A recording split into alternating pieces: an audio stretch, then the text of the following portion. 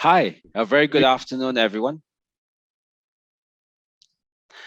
Hi, a warm welcome to our series of Innovation Thursdays brought to you by IMDA. So my name is Manchong and I'm your MC for today. Today is the second of three Innovation Thursday sessions for Innovation Call number 9. There will be a different set of problem owners sharing next week. Before we begin, I would like to remind everyone that if you have any questions, you may type them in the Q&A bar below. So we'll try to take your questions, but if we can't, we'll post them on the OIP forum after. The OIP platform is a virtual crowdsourcing platform that bridges real business challenges or digitalization opportunities of enterprises to tech firms. Challenges hosted on the OIP are supported by a structured innovation process, including refinement, curation, and scouting of problem solvers.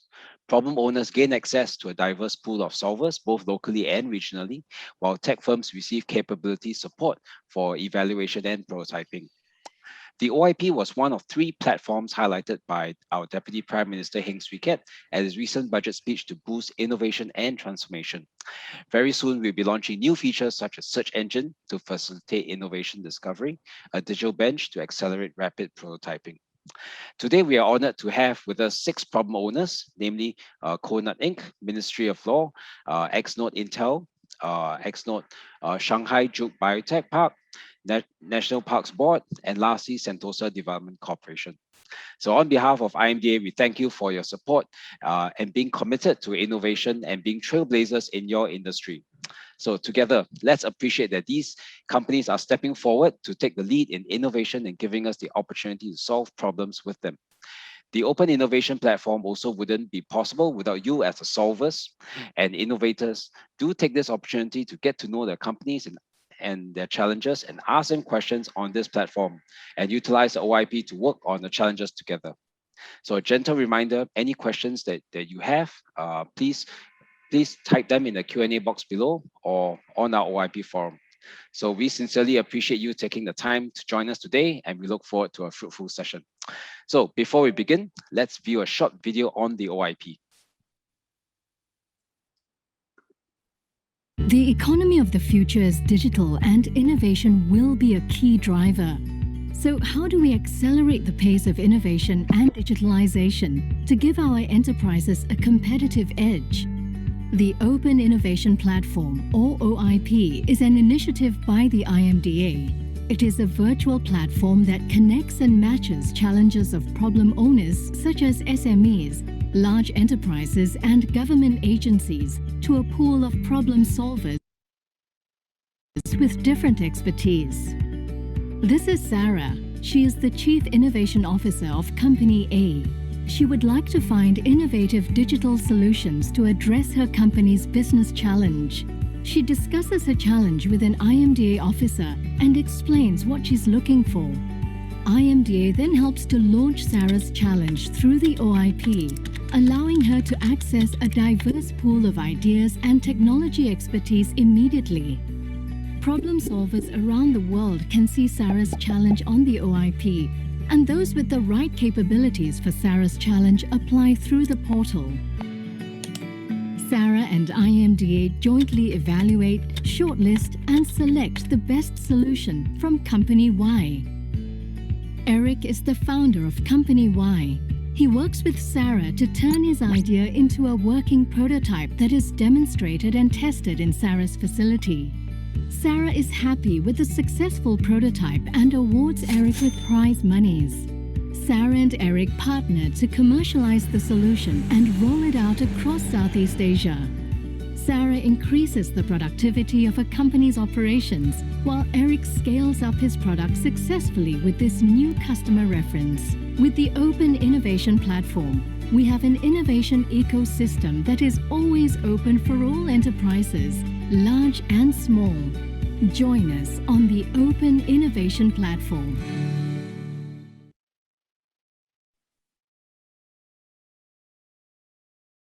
So thank you very much. So before we begin, let's, for the benefit of the new solvers who are joining us for the first time today, I'll briefly share a short deck about OIP and its process. So Okay, so the OIP was started in 2018. It aims to bridge together two groups of people, many problem owners and problem solvers, supported by tools and a structured innovation process, and also technology market enablers. So to date, we've hosted about 100. We've got more than 10,000 solvers. We've hosted actually 191 challenges. Okay, pardon the number, and close to $5.9 million in prize money. So for the OIP process, we are currently in the application phase, as you can see. Next would be the evaluation and selection phase, followed by the POC and prototype generation, and subsequently the deployment and adoption of the challenge. So just a quick reminder, all the deadline for submission for all challenges is on 19th of March. So please remember to submit your applications. You can save your applications as a draft and submit them once you refine your challenges further. Now, the key benefits of joining the OIP for solvers is really to, in addition to winning the prize money, you also gain access to a wide range of support by IMDA, which includes expanded business opportunities, mentorship, and innovation support. So just to share with you some of the resources available from the OIP, all challenge finalists will gain access to the range of resources to assist you in your successful development of your POC and prototype. Thereafter, you also have the opportunity to work with our innovation partners, investors, incubators, and accelerators to bring these successful POCs and prototypes to the market. So the resources available is essentially access to innovation facilities, digital experience consultancy, industry mentorship, tech partner support, and lastly, market access opportunities. I'll elaborate briefly on these things. So problem solvers for finalists will gain access to innovation facility and labs at 3 locations. So mainly the Pixel, which is a 26,000 square foot innovation space. In addition to that, Nanyang Polytechnic's Digital Engineering Innovation Center, Computing Infrastructure, and lastly, ST Engineering's InnoSparks Open Innovation Lab. So the digital experience consultancy challenge finalists will be able to learn how to design solutions that have a customer-centric digital experiences via workshops, one-to-one consultation sessions, and project-based coaching in these 4 key pillars: design thinking, UI UX, digital storytelling, and immersive experiences. So you can find more information on our Pixel website. So please log in to find out more. So next would be industry mentorship and tech partner support. So challenge finalists will be able to tap on a pool of experienced technology, industry and legal experts to share the insights and catalyze the development of innovative solutions. So you guys will also be able to leverage on various open source APIs and software capabilities of our technology partners, namely GovTech, IMDA Digital Services Lab, and also Singapore Land Authority's OneMap app. So next would be market access opportunities. So shortlisted candidates will also be invited to join Spark, IMDA Spark or accreditation programs, where you'll be considered for contracts with the government, other government agencies and large enterprises that support new capital growth. So lastly, on our website, we have updated all our winners and testimonials. So please do check them out. So to conclude, we are always open for innovation, where the OIP exposes companies to real business challenges, and you get to receive mentorship and support, and also lastly, gain access to physical innovation and prototyping facilities. So without further ado, let me introduce our new speaker for today, our first speaker, Mr. Lawrence Wong. He's a founder and director of Coconut Inc., Singapore's famous award-winning and top F&B outdoor lifestyle concept since 2013. So they sell coconut ice cream in coconut husks, and they do corporate and charity events as well as weddings. He will share more about his problem statement regarding a smart self-service robotic ice cream kiosk. Over to you, Mr. Lawrence Wong. Lawrence Tang, sorry. Welcome. Hey, Manchong. Thank you. Hey, Lawrence. Thank you. I hope everybody can see me and the presentation as well. So, so should I kind of like show my presentation? Yes, we can see you and hear you. Yeah. Just hold on. Yeah. You can share your screen if you want to.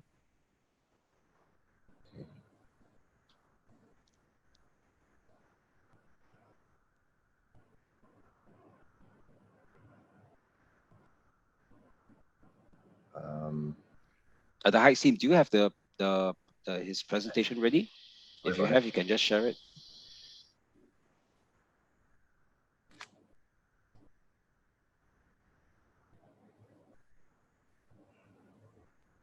There we go.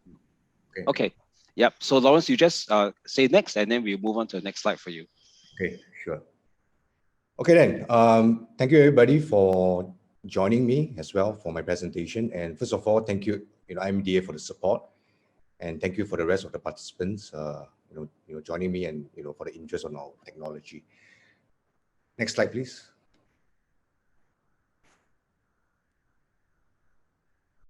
Okay. Yeah, I guess I have only like 10 minutes to present this, so I'll do as fast as I can on that. Okay, so touching on the context, first of all, it's actually to introduce ourselves, right? Obviously, and then the second one will be talking about our problem statement, and then after that, what are we looking for specifically to solve our problem, and then after that, we'll give some examples, like some scenarios and cases, as well as what is in for you in terms of the price amount once you are awarded on that. And then after that, I guess it's all the standard protocol in terms of evaluation criteria, the deadline. And then after that, I guess we have a 10 minutes question and answer session as well on that. Next, please. Right. So yes, we are actually in ice cream. I thought that I would be the last speaker because ice cream is always the dessert, right? Which is the last course of the meal, But anyway, here we are, Kona Inc. We actually started in 2013. Not many local market actually knows about us because coincidentally, we are actually in very tourist-centric location. So we are actually parked in Sentosa Island and also Esplanade by the Bay and Orchard Road as well. So for the past 7 years, we have been very much catering on the tourist market. And obviously, as you guys know that we have been quite badly hit by the tourism market since last year, because of the pandemic. So, but nonetheless, we have actually built out our competencies, as always, and we are concentrating on our local market before the tourism comes back. Don't know when, from there.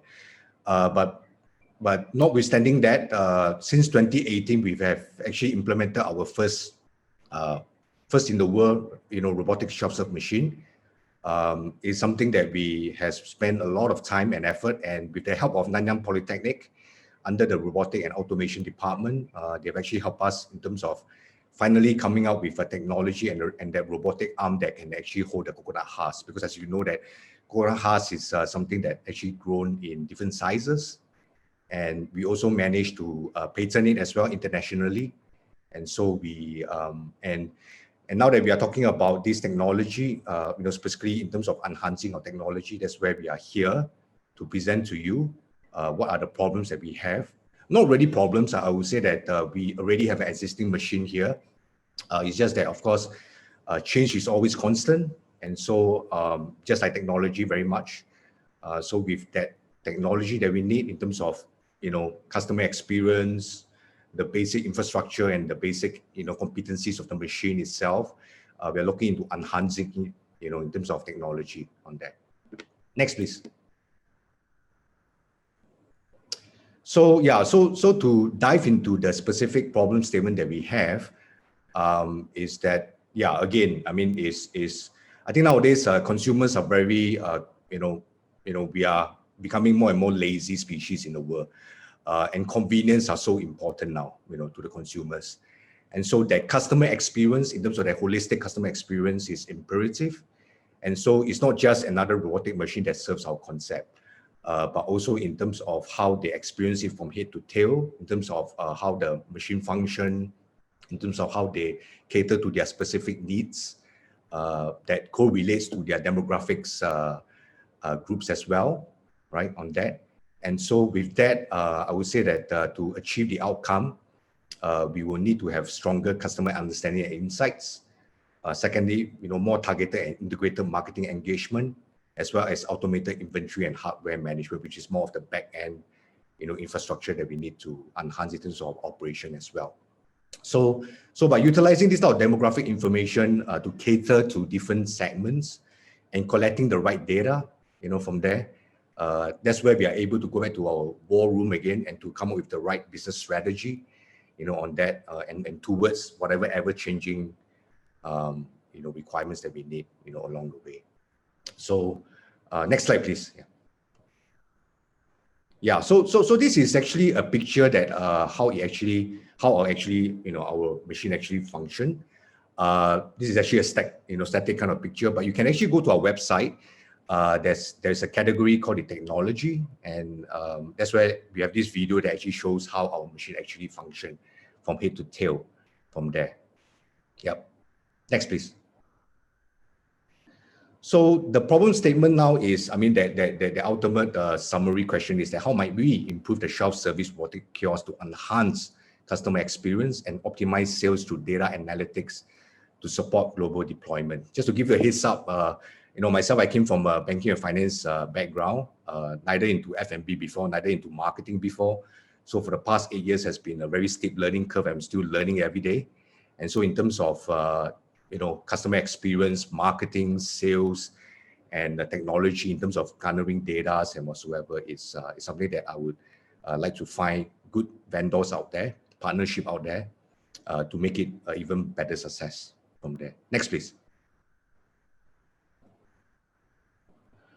So yes, sorry, there's a lot of language over here, but I'll try to just go through it so that everybody knows the technicality behind it. So an enhanced intelligent robotic ice cream kiosk prototype that provides improvements such as stronger customer understanding and insights, as we mentioned, because we're talking about understanding the customer's needs. So utilizing and synthesizing customer data and behavior information to better improve customer analytics and profiling through smart interaction, okay, whereby improve digital touchscreen interface, possibly with a smart chatbot. Because currently now what we have in terms of our payment, menu is actually just for the customers to come, go to the menu, select the product, and certain toppings that they want, and then they would just make the payment, and that's where the robotic machine execute and to serve the product from there. But again, we want something that is more interactive between both sides so that it will be a much enhanced customer experience. The other thing is better usability through multilingual interface as well. An enhanced robotic ice cream kiosk and product selection experience must be available in multi-languages for international deployment and scalability of the kiosk. Allow me to expand on this. It's because going back to our vision as well, I think in terms of our product, in terms of what we have been catering to the global market, and in terms of, especially with this technology, I think is very deployable and scalable on a global basis. And that's where our strategy is to actually go global. And so once we go to, like UAE, for example, in Middle East, or we go to China, or we go to Indonesia, for example, local languages, would be something that we need to be able to communicate to the local market out there as well. So next, in terms of smart loyalty program, just like what we have in our, our online delivery and also our brick and mortar, concept as well, we have a loyalty program. So we kind of like wanting to, have this O2O kind of a mobile loyalty application to implement in our system as well. So that will also, come with the dodgy kind of earn points, receive discounts, track real-time customer behavior and preferences as well. So we are very open to other loyalty mechanism as well, as long as we are able to integrate, all across the different distribution channels from there. So the last one would be smart feedback capture. So recently we also understand A*STAR has this particular technology that they have this camera that is able to capture in terms of genders, even the mood of that human being, whether this person is on a good mood or bad mood, from there, and how we should respond to that person on that. So so very interesting. With that, we also like to invest in terms of the video footage of customers and analyze their demographics, their spending behavior, when do they actually visit our kiosk in real time, in terms of purchase frequency, product selection, flavors, profiles, and whatsoever. So this will actually be extracted into a cloud-based kind of content management system and leveraged to enhance the overall service experience. Okay, next please. So secondly is that we talk about the inventory and hardware management, which is more of the back end, which is of course the incubator of every organization as well. So with an enhanced robotics system for increased efficiency and performance, this will actually be by 5 types of channels. The first one will be robotic design improvement, is to increase the service efficiency by redesigning the servicing trays at collection points. Just to dive in a bit of details, because currently now what our machine actually works in terms of how it actually captures on different points of servings, right, and disseminates the right application, is based on sensors, So I think a lot of SI and OEMs would actually understand my technical layman's kind of language from there. But of course, there's always room to improve in terms of sensors, speeds, and sensitivity, and what other additional points we should have that correlates to what I mentioned earlier on in terms of the customer experience and behaviors as well. The second one would be smart stock control. Because we have, it's a kiosk, right? So the inventory capacity is always limited. So with and the fact is that our servings again is a award-winning kind of a product, whereby we don't serve our product in a cone or the heart, or plastic cup, for example. And so ours is the actual coconut husk. So in terms of storing it, the storage can be challenging, and so with this stock control, I think it's something that it will greatly help us in terms of utilizing our capacity and our space that we have on that. So with that information and technology to refill alerts to our operation back end, that on a timely basis, so that we can also timely replenish our product from there. The third one would be smart payment. So I guess we are talking about digital payments. So currently now we have the dodgy kind of nets payment, credit card payments, and whatsoever. But again, going back on the global scale as well, and also talking about tourism, eventually once they come back, we will also have some international payment mode as well. Other than PayPal, we also talk about the very big market in China, for example, WeChat Pay, Alipay, etc. from there. So it's to enhance the payment platform as well from there. The next one will be smart hardware maintenance. So it's to reduce the machine downtime by providing instant visibility via remote monitoring capacity to proactively highlight potential technical issues prior to machine breakdown. So so likewise, our machine that was initially planned for Singapore Zoo, for example, and Singapore Zoo, as you know, that is in Mandai, which is at the not very conducive kind of place.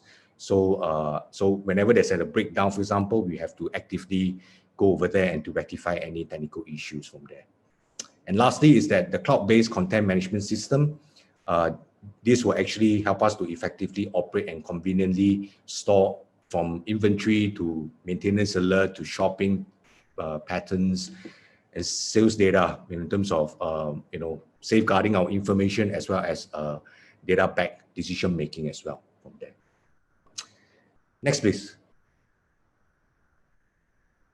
So the third one will be more from the art of it, I would say, in terms of integrated marketing and engagement. So solution must be integrated with a revamped offline to online kind of loyalty program to provide targeted and personalized customer engagement for better experience and loyalty-based customer insights.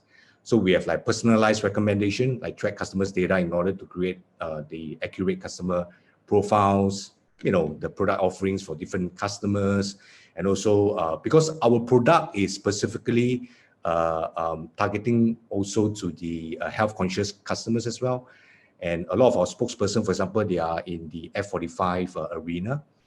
And so they are target customers that we are specifically targeting on in terms of health, sports and wellness, and we are 100% vegan. So these are the target customers that we are into. And just to jump, in addition, we are also into sustainability. So vegan is something that we don't deprive the precious resources of our Mother Earth. And so with that, we also want to target people who are very conscious about sustainability. Of course, correlates to the government drive of the Green Plan 2030. So next will be the smart pricing and marketing. So smart learning of customer insight in real time in terms of their age, gender, and location for central pricing management. And also generate tactical promotion based on real-time sales data analytics.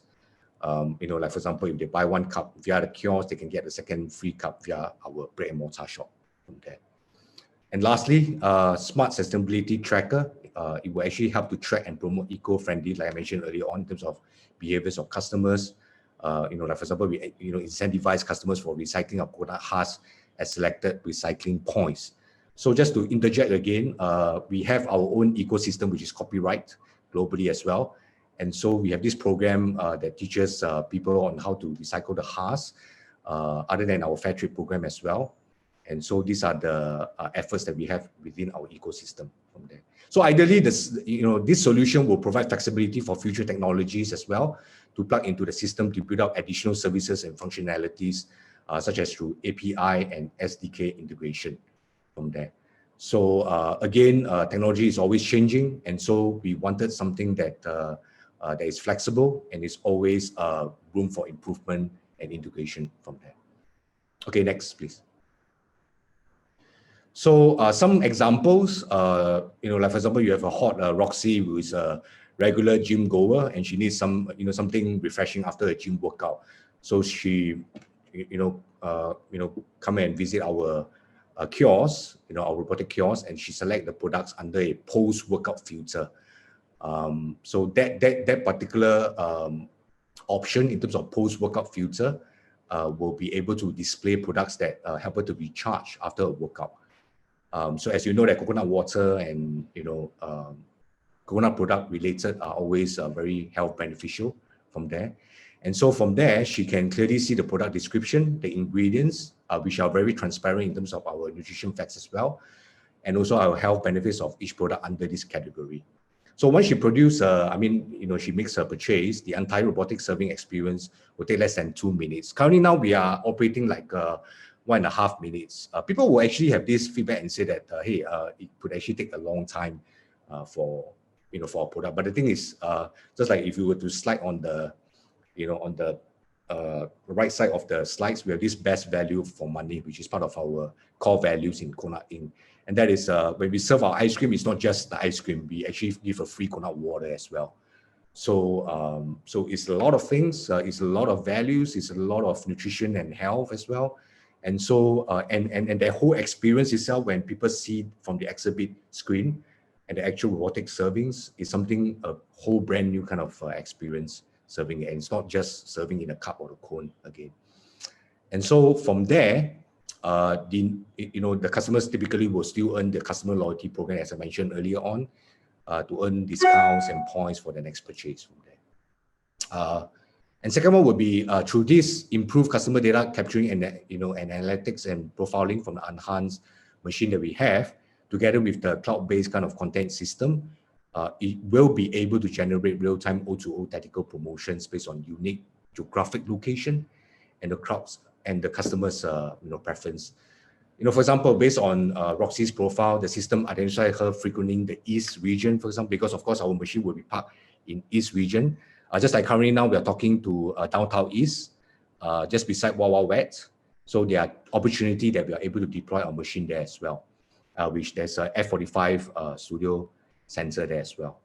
So hence, the system is able to push out a promotional campaign for similar profile users in the Eastern area, and users are able to purchase a cup of, not a cup, sorry, there's some spelling, a house of ice cream in our physical store as well, and entitled to a free drink via, a service kiosk, for example, a marketing campaign. So this targeted marketing to each customer based on their profile will help to cross-sell, upsell, as well as engaging customers based on their respective preferences. Okay. Next, please. And so from our back end, Adam, who is the the manager of Coconut Inc., is able to deploy more more machine as the intelligent kiosk is able to effectively monitor our inventory, our maintenance, as well as our marketing needs. For example, when the inventory is running low, Adam will be able to get an automated prompt on his dashboard for the quantity and product type needed. This allows Adam to quickly deploy and scale more intelligent kiosks across the city holistically for increased revenue. Yeah. Next, please. So what is in for the prize money? It will be 80,000. And if you can refer to the award model as well thereafter.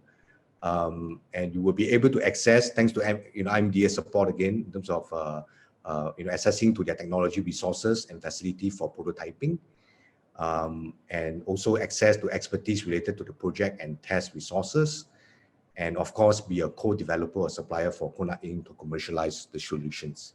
Yeah, from there. Next, please. Okay, maybe Lawrence, thank you so much. In the interest of time, maybe I cover this for you. Okay. Yeah, okay. So so for all the solvers, as you know, please submit your proposals on the platform itself through PDF, PowerPoint. If you do have any specific solutions that is only targeted at one aspect, please submit those as well. Right, so we will also consider those. So all proposals will be graded according to this evaluation criteria: solution readiness, solution advantage, company profile, and what's the next slide? Sorry, solution fit, solution readiness, solution advantage, and company profile. Okay, so I think this is the last slide. All submissions must be made by 19th of March. Okay, so thank you, Lawrence. We do have two questions, one from an anonymous attendee. Okay, so with regards to the prototype demonstration, what sort of expectations do you have? Maybe I'll just answer this part, then you add on. Okay, Lawrence. So I think the most important part is for the solver to demonstrate that, hey, they are able to meet some of these requirements, right, in detail, and they're able to demonstrate that, you know, the solution that they have done in the past. Please also do include some of their past projects that you've done, can actually solve some of Lawrence's issues, and if the solution actually fulfills what Lawrence is looking for. Okay, Lawrence, over to you. Yes, that's right. What are your expectations? Yeah. The good thing is that because we already have existing technology and system out there, and so you have so-called a prototype demonstration, already using that. But again, as I mentioned during the presentation, is that it's more of the enhancement from the back end to the front end. And our expectation, again, I guess it all comes down to the whole product itself, in terms of not just technology, but the product itself as well. So at the end of the day is that we would like to work with suppliers who are able to think out of the box, not just from the technology and the capabilities of it, but in terms of the product and how we can sing into it, not from the size of it, but very much from the art of it as well. So this is our expectation very much on that. Yeah. Thank you. One more question. So please keep your questions coming. We don't have much time, but I'll try to answer all the questions that you post. So there's one question from Andy Wong. So he's verifying, are there 45 sensors per kiosk? There are all the different sensors within one kiosk, right? Is it 45 That's right. sensors? Yeah. I kind of like rely on my supplier on those technical jargon, so I'm not able to answer you as of now. But we can take this offline. Once. Yes. Okay. Another question from Edmund Cole. So does Konat Inc. have a mobile app that enables users to pre-order the ice cream and enable tracking? Yes, we have. Currently now we have this online delivery or online ordering on our website. And so they're able to do a pre-order as well before they come to our brick and mortar outlet. So we can also do similarly, such a prototype on our robotic machine as well. Yeah. Awesome. Okay, that's all the questions that we have. So if you do have any more questions, please type it in. And Lawrence, thank you. Please stay on the line and maybe type out some of the answers to some of the questions. Or if you have to run, we will reach out to you after this session to get the answers, and we'll publish them on the OIP forum. Thank you very much, Lawrence. Thank you for your time today. Everybody. Thank you. Yes. Okay. Our second speaker for today is Mr. Ian Goh, Assistant Registrar at the Registry of Moneylenders. Ian joined in 2019 and works on policy, regulation. I don't know lah. I will likely. It's not urgent, I'm alright. Pardon me. So Ian joined in 2019 and works on policy, regulatory, and enforcement issues relating to the licensed money lending industry. As part of his work, he explores interaction between technology, regulation, and the public space. The Registry of Moneylenders is a division in the Ministry of Law, which regulates and licenses money lenders. The registry regulates the industry by allowing reasonable and safe access to credit from licensed money lenders, whilst protecting the interests of borrowers. The registry is currently exploring the use of technology to achieve both aims. Okay, so without further ado, over to you, Mr. Ian.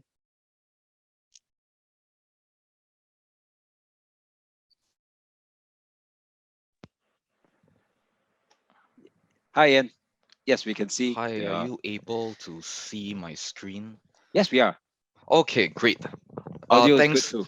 thanks very much for the introduction. Yeah, as the introduction has stated, my name's Ian. I'm from the Registry of Moneylenders under the Ministry of Law. So today I'm also joined by some colleagues from MinLaw, in particular two of my colleagues from the registry as well, Jenica and King Ching. So they may be answering your questions in the question and answer box as well. So don't be surprised if you find answers flying in. Okay, so yeah, so our mission here at the registry really is to ensure safe access to credit to the public from licensed money lenders. So one question that's often comes out in public in public discussion is what's the difference between licensed money lenders and financial institutions. So basically um the licensed money lenders, we see them as filling a gap. Okay, so they basically serve those people who do not have the financial standing to borrow from financial institutions. So if you have applied for a bank loan or credit card before, you have noticed that the banks usually have some requirements, right? You have to earn a certain amount of income. You need to be gainfully employed. You need to have a steady stream of income. It cannot be 1 month with income and 1 month with not. So there are people who fall through the cracks, and these are the people whom the licensed money lending industry serves. So one of the more pressing challenges that the industry is currently facing is the difficulties that consumer face in differentiating between legit licensed money lenders, or LMLs for short, as I'll call them from now on, from unlicensed money lenders or scammers.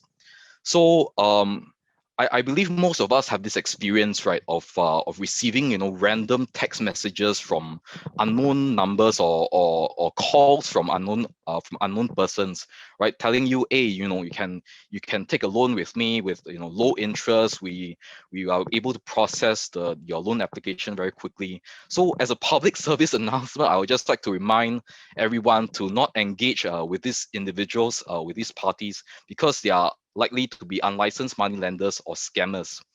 So unfortunately, a good number of members of the public are not aware that licensed money lenders are not allowed to advertise through all these channels. Okay, so they are not aware that they are actually communicating with a UML, or more likely than not a scammer. So actually, one of the features that we have in place to help um, the public identify which are the legit licensed money lenders from the non-legit ones is that we actually require LMLs by law to conduct in-person, face-to-face verification of the borrowers at their place of business. So at some point in the loan application process, the borrower has to go down personally, physically, and meet the lender. And obviously, through UMLs and scammers, obviously they don't want to meet all these meet their victims lah. Okay, so yeah, but unfortunately, most members of the public don't know that this is a legal requirement, especially for first-time borrowers who obviously don't have experience borrowing, so to speak. Yeah, so just to bring you through what a borrower goes through when he applies for a loan. So basically, he'll be asked to complete a loan application form. He'll be asked things like to fill out his personal particulars, things like his IC number, his address, his particulars, his date of birth, occupation, that kind of thing.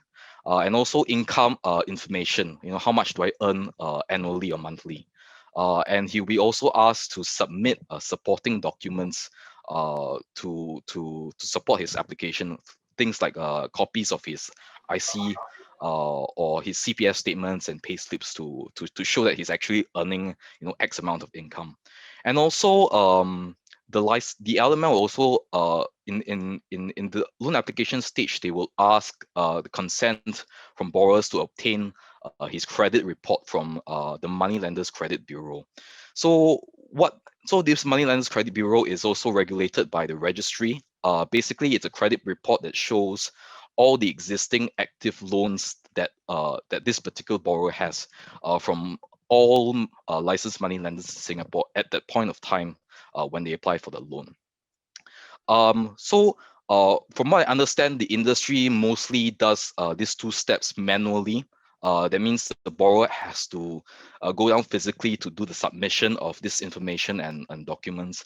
But I also understand that some of our licensed money lenders have undergone some digitization and allow applicants to do these processes online, but not many. Most of them are still doing the manual way. So after receiving all this information,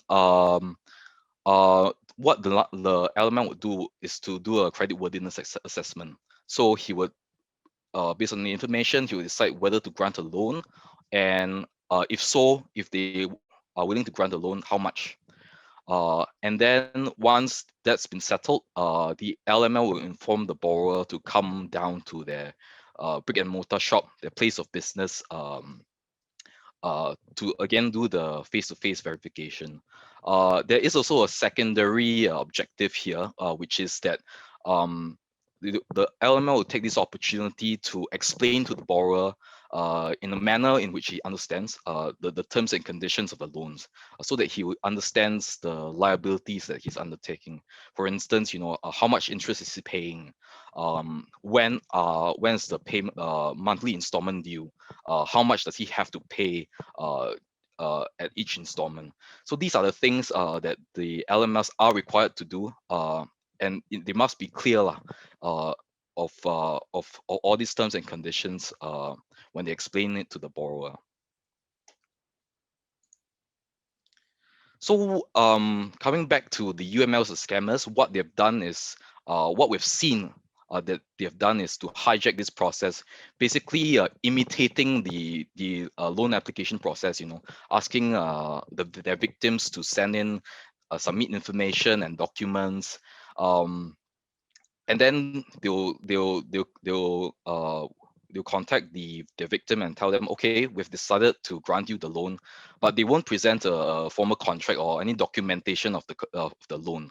Okay, instead what they'll do is, okay, we have decided to grant you this loan, but what I need you to do is to put a deposit with me, or you need to pay some admin or processing fees so that I can disperse the loan to you. And some of them have been quite ingenious in creating methods to help lend an air of legitimacy to their deception. You see, so they would, for instance, forge credit reports from the Moneylenders Credit Bureau and affix our MinLaw logo or MAS logo, and some of them even went through the trouble of creating very professional-looking websites. And then they present themselves as legitimate LMLs, which they are not lah.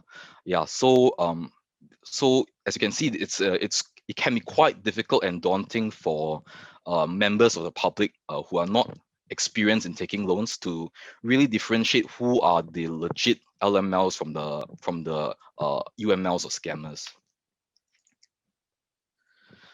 So our purpose, what we're interested in coming up with this challenge, what we're interested in is a technological solution that will help borrowers identify and verify legitimate LMLs online through a seamless manner.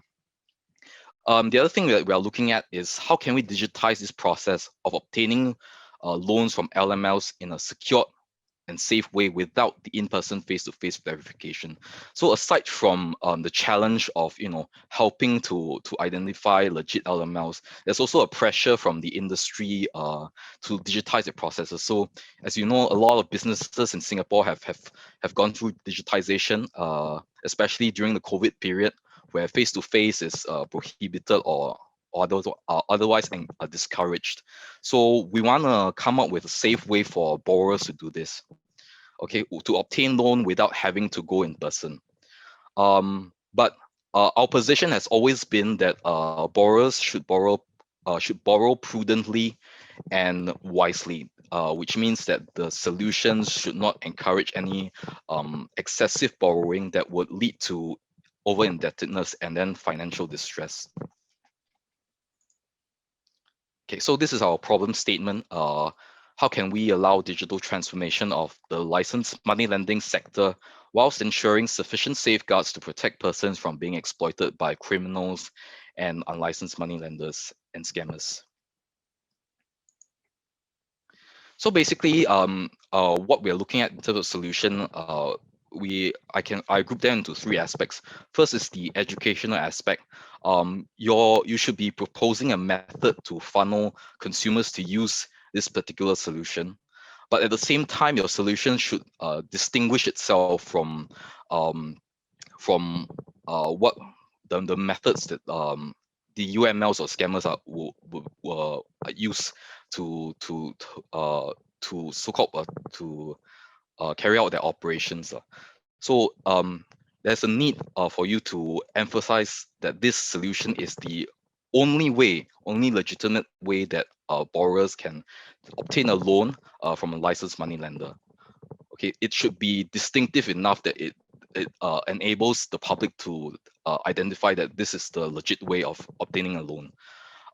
We are also looking at ways to educate ways to answer inquiries from borrowers. There may be some frequently asked questions. Perhaps at our registry end, we do receive these inquiries, and they are often there's an officer at the other end, replying the inquirer. But what we are hoping is that there can be some kind of AI or chatbot function that can help to answer these questions without any kind of manual input. The other aspect that we're looking at is digital verification and loan processing.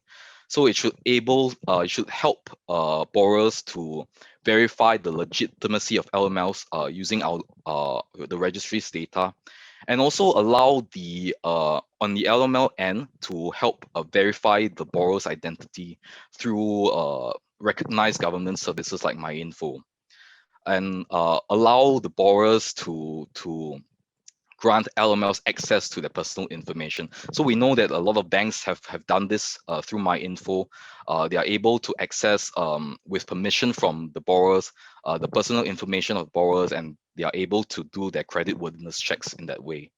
So preferably, your solution should address this.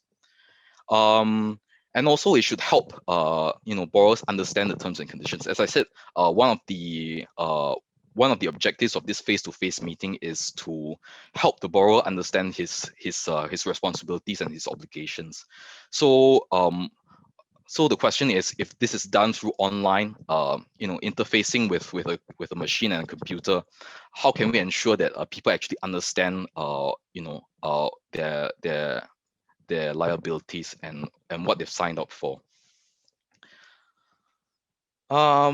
Okay, finally, we are looking at performance in terms of cost, speed, and security. Cost, because we are putting this solution out to licensed money lenders, which are businesses. So obviously, the bottom line is very important to them. So it should be done at a reasonable cost. And in terms of speed, it should be accessible. That there shouldn't be a high barrier of entry to use your solution. Okay, it should be accessible from preferably multiple devices, whether mobile or on the computer. And of course, we are concerned about security. All this personal information obviously is all very sensitive, and also the fact that people are obtaining loans. These are also sensitive information. So you should consider building in a lot of safeguards in terms of data security. Okay, so what's in it for you? $30,000 Singapore dollars in prized money, access to IMDA's tech resources. I think we've covered this previously, and most importantly, to me at least, the opportunity to create a product that really benefits society.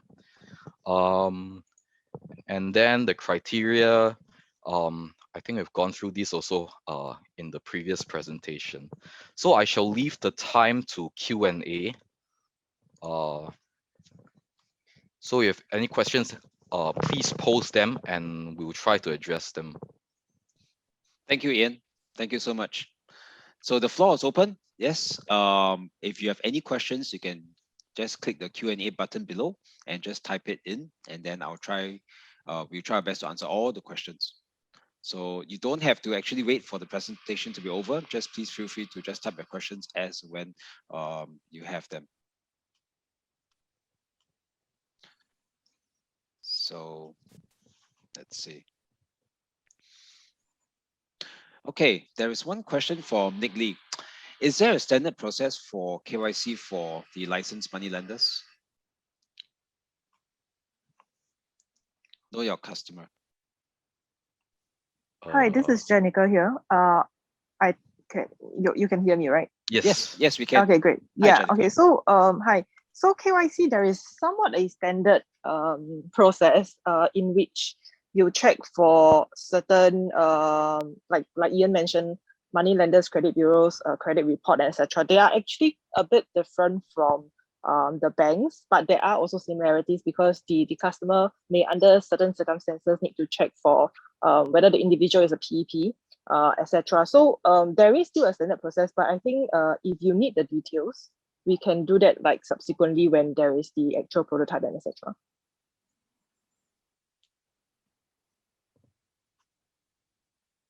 I hope I answered that question.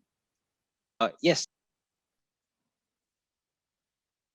Let me unmute. Yes, thank you. Okay, there is a question that came in through the chat. So just a gentle reminder, please type your questions in the question and answer.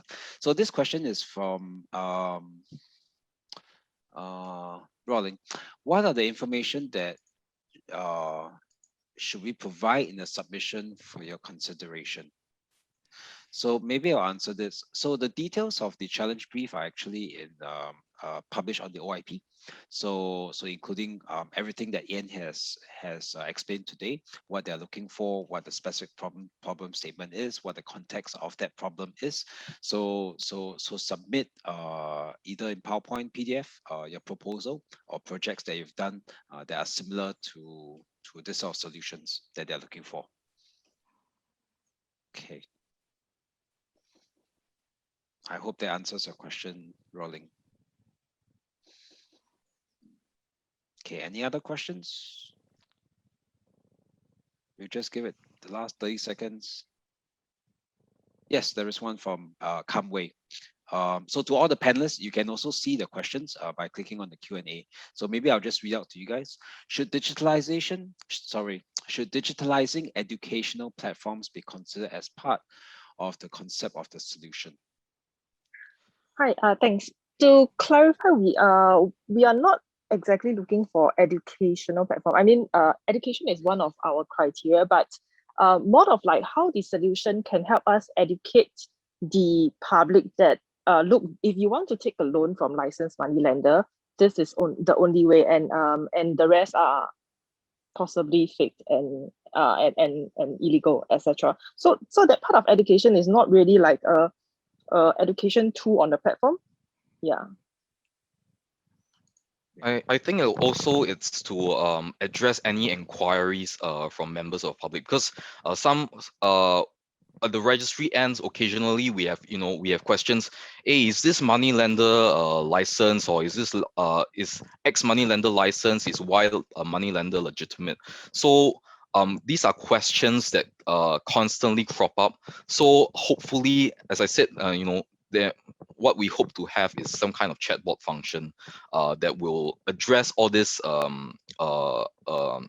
queries from members of public without manual input, because obviously there's a delay if an officer were to respond. So if they are keen to get a loan, they may not have the luxury of time, you see. Yeah. Understand. Okay. Thank you so much. Thank you, Jenica. Thank you, Ian. I think I shall leave it at that. Thank you so much for your time. Thank you for participating in the Innovation Thursday today. Thank you. Thank you. Thank you. Okay, on to our next speaker. Representing XNode is Jade Xiao, Acceleration Manager. She manages corporate innovation programs, including workshops and acceleration programs for Fortune 500 companies such as Intel, Kering, and BMW. XNode is a global platform to empower international startups, corporates, government, and academia to create new innovations at lightning speed to solve some of the most challenging problems while making a positive global impact. XNode has offices in Shanghai, Shenzhen, and Singapore, and partners in both Eindhoven and Japan. More than 1 trillion renminbi has been raised by startups in their programs, and more than $1.2 trillion RMB renminbi revenue have been generated by their 44 plus corporate innovator clients through their programs. So joining Jade is from representing Intel China is Mr. Kapil Kane, Director of Innovation. So he co-founded and ran GrowthX, an award-winning corporate startup accelerator. So he has helped design and launch world-class products and businesses at the intersection of arts, design, and technology. He is a creator of the first multi-touch screen at Apple and went on to lead product design on the iPod, MacBook, MacBook Air, iMac, and eventually the iPad. So Intel GrowthX is part of Intel China Innovation Accelerator Program with the aim to commercialize innovation. So driving the next wave of technology innovation, the program brings together startups with technological capabilities and through the reach of Intel, accelerates ideas and innovative solutions to the market, growth and deployment. To date, they have supported more than 50 ideas, bringing at least a dozen solutions into the market with more than $400 million in revenue potential. So without further ado, I'll hand the stage over to Jade. Hi, Jade. Good afternoon to you. Hi, good afternoon, everybody. I hope you can hear me okay. Yes, audio's fantastic. Great. China always has a bit of an issue, but so my name is Jade. I am the program director at XNode, supporting on Intel and GrowthX. Thank you for the introduction just now. Kapil can't actually join us today, and the reason being that I am currently here ongoing our batch 11, which is the next batch selection day for internal entrepreneurs. So this is a program that has been ongoing for a while, and it's a very core program to Intel's strategy. So let me quickly go over to you the open challenge that we are launching right now. So our problem statement, or yeah, I can give a quick introduction about Intel GrowthX. I've asked my colleague to do the screen sharing. So Intel GrowthX is the internal entrepreneurship program that we launched. We now are also looking for external startups to help us build business applications on top of existing Intel technologies. So our problem statement is how has as the PC's era has changed, how can we create interesting business applications on top of it? So in the case of Intel, we operate on x86 architecture, as you know, and it's a architecture that is challenged by many of its competitors. This includes everything within the ecosystem, such as ARM, to also outside the ecosystem. As we go into this, we are seeing more and more interesting things emerge. This includes the rise of RISC-V, which is a new type of architecture, as well as lots of AIoT. So as mobile increases, we're also trying to understand how can Intel CPU unlock its value furthermore. So in this case, our problem statement here is really looking at different types of architecture, memory and storage, building the next era of data centers, and on security. Next page.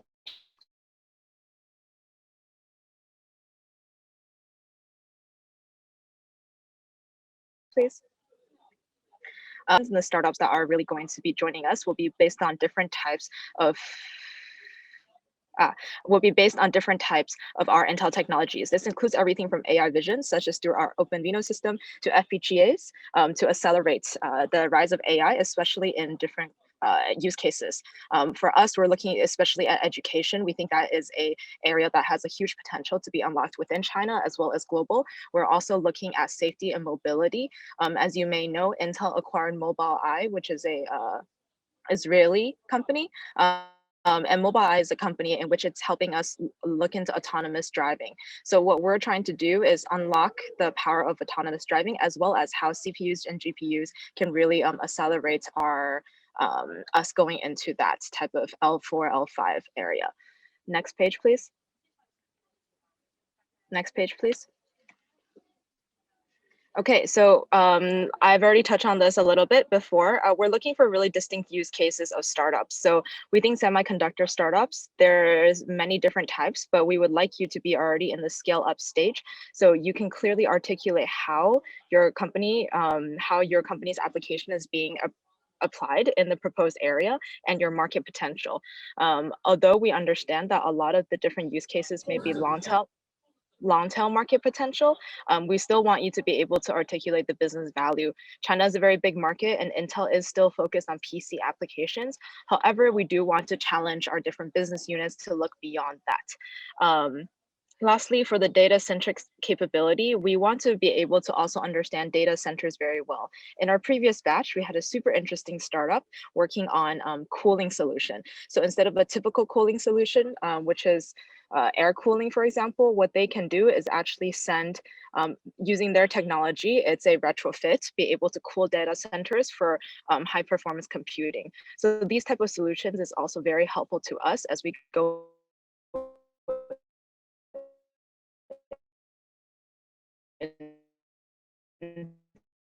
to a edge and cloud area startup. We definitely would, and this is a 16-week acceleration program, and you would be going through it online as the borders between, unfortunately, China and Singapore has not opened up yet.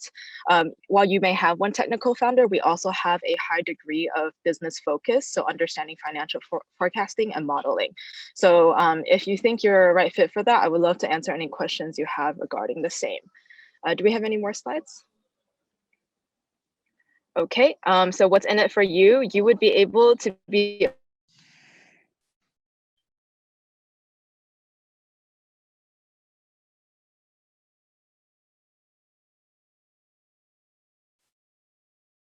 Hi, Jade.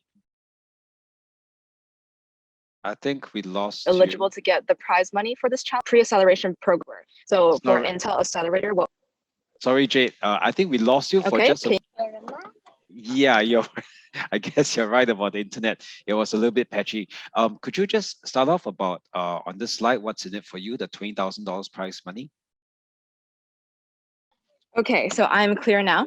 Yes, much better. Okay. Thank you. What's in it for you? So for the prize money, it comes in the form of either acceleration subsidy. So we provide an online acceleration for you. So this is in kind. Prize money. Alternatively, for Intel, we also provide our hardware to you, which is actually priced 20,000 and above. So this includes everything from our CPUs to also our servers for you to rent. And of course, all shortlist solvers, you will be invited to our online accelerator program to pre-test and pre-understand the China market. This would help us understand if your solution is ready to actually be accepted into a corporate accelerator such as Intel's. Next page, if we have any more. Okay, for evaluation criteria, I think I already touched on most of this, so I won't repeat my startup. So if you only have just an idea, we would ask that you create an actual POC or MVP with it first, so a proof of concept, so we can at least demonstrate it to internal Intel business units to see if there are areas where we can collaborate on. Just an idea, unfortunately, would be too early stage for us. Next page. Yes, so I believe this is our deadline for March 19th. We are already ongoing our submissions right now, so please do let me know if you have any questions. Thank you, Jade. Okay, there is a question from an anonymous attendee. He's asking if you could elaborate a little bit more on the acceleration program. Okay, so the acceleration program would be an online acceleration program where we test a couple of different dimensions. The first would be technical. So we bring in technical experts to evaluate and understand where you are in terms of the technical spectrum. So are you ready for market? Are you compatible with market? And how unique is your technical solution? Then there's the business aspect, which focuses on business acceleration. So what is your business model? What are your existing business resources? And also how can we connect you to the right people within Intel China. So those are the two main areas that we focus on before then looking at some legal and financial and regulatory issues. That's the main crux of the acceleration. Thank you, Jade. Thank you. Okay, so if anyone has any more questions, please type your questions in the Q&A bar, or rather the button in the Q&A box once you click the button. Anyone? So Jade, you are now based in China. Yes, based I'm in Shanghai. Shanghai. I am based in Shanghai. Yes. I would think that the internet would be pretty decent. You know, I am on 5G right now, and I guess it's not as good as Singapore Wi-Fi. Interesting. Okay, so I don't think there are any more questions. So with that, thank you very much, Jade, for your time today. Thank you so Thank much. you very much. Thank you. Thank If you there for any- having me. Yeah, if there are any questions, we reach out to you separately. Okay, thank you. Thank you, Jade. Bye-bye. Okay, bye-bye. All right, the next representing Shanghai Juke Biotech Park is Mr. Kevin Warner. He is head of acceleration at XNode. Kevin is a co-founder of Properus, Germany's first funding accelerator, and head of acceleration at XNode, heading the startup acceleration business and advisor to multiple startups. So he specializes in helping foreign, mostly B2B startups penetrate the Chinese market, and has worked with 30 over companies in the past, mostly from the ed tech, retail, medtech, and fintech industries. So over to you, Kevin. Are you online? Yes, hello. Hi, Good Kevin. to talk to you. Let me Yes. share the presentation with everyone. So,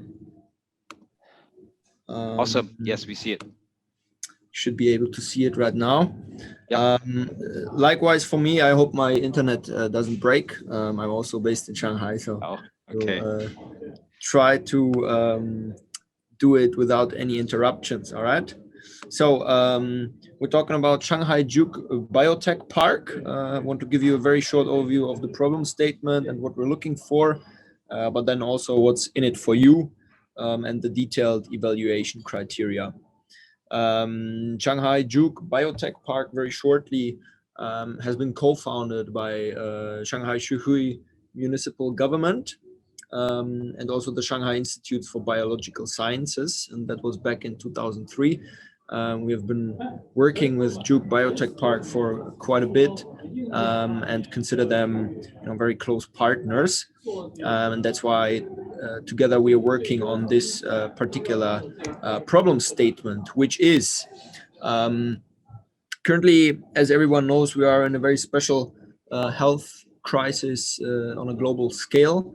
Due to that, a lot of the normal medical needs that you would encounter on a daily basis are being deprioritized. So there's a lot of medical services that are currently not being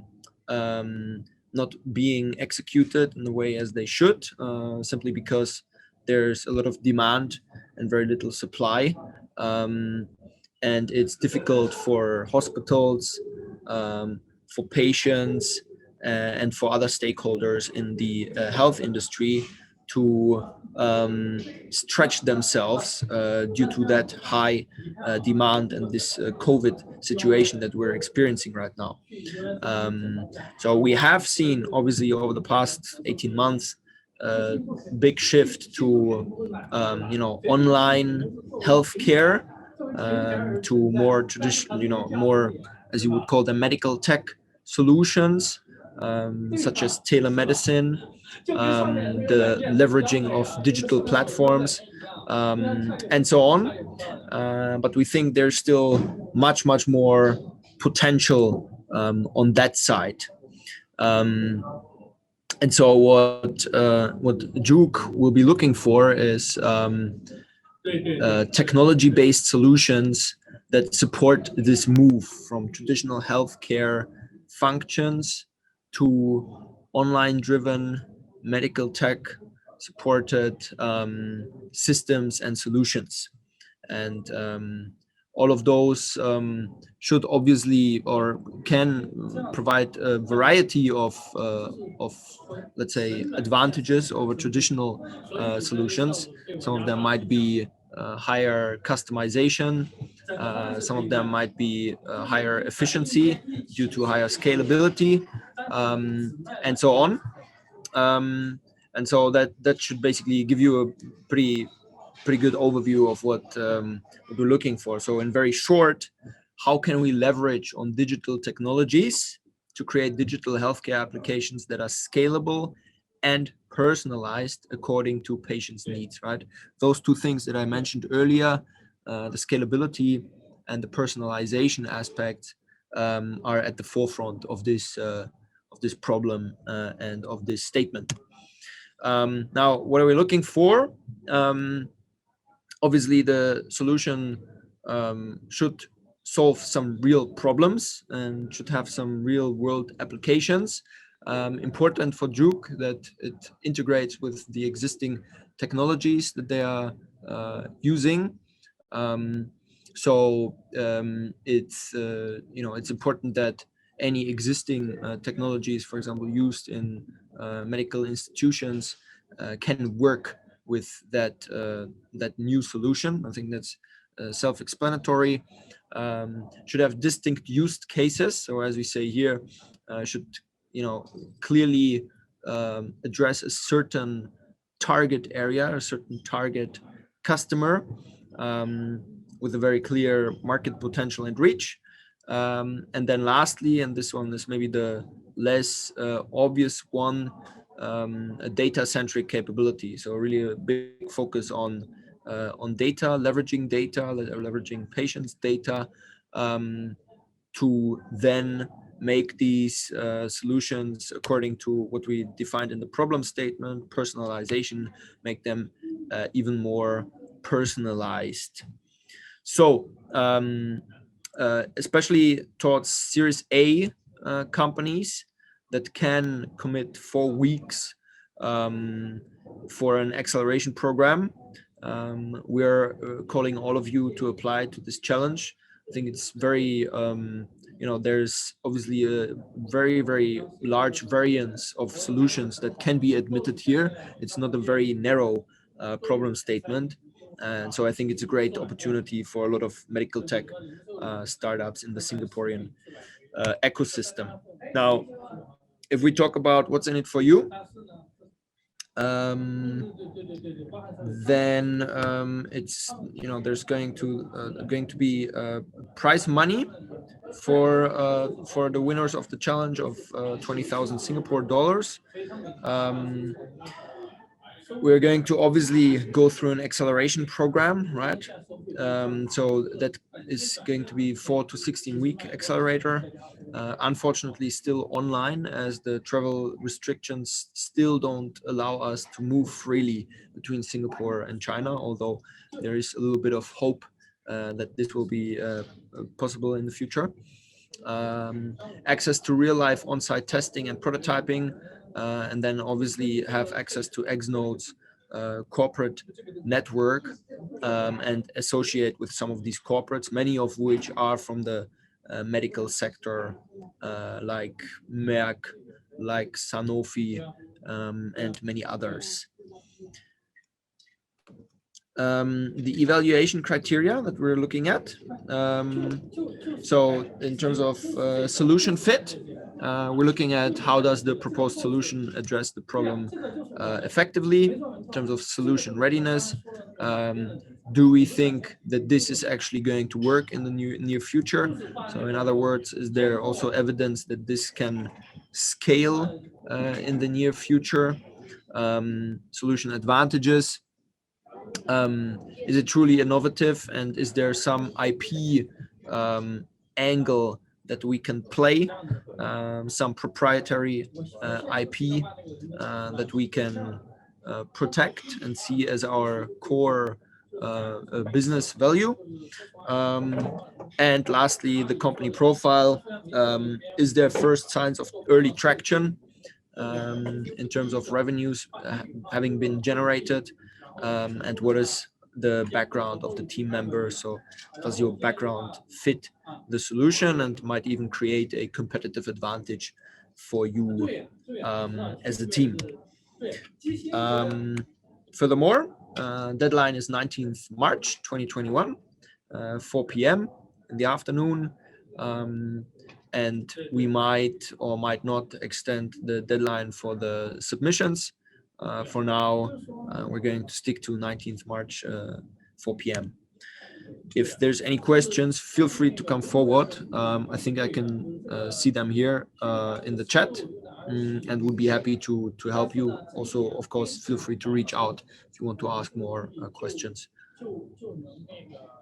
Thank you, Kevin. Thank you so much. So to all the solvers in the participating in this Zoom session, so please type in your questions if you have any questions. Just a quick question. So is this accelerator program different from what Jade was sharing? Jade's accelerator was from Intel. Yeah. So in terms of the high level dynamics, it's very similar. But if you go on the micro level, obviously there's big differences. So for XNode, there is like one of the focus areas that we target is medical tech. So that's why we do have a very, very big network of corporates from the medical industry, and we do regular programs with them. So that also means when we work on these kind of acceleration programs, the type of mentors that you will encounter, the type of potential business partners, potential investors, and so on, are going to be very different from an Intel program. But in terms of the high-level dynamics, so you have mentorship, you have knowledge sessions where you go into workshops and you build the knowledge foundation that you need in order to operate efficiently in your niche in the Chinese market. That is very similar. Thank you. Okay, so any other questions from anyone in the audience? Kevin, just a quick question. Are you able to speak Mandarin? Awesome. Okay. So if there are no further questions, maybe thank you so much, Kevin, for your time today and in sharing the problem statement.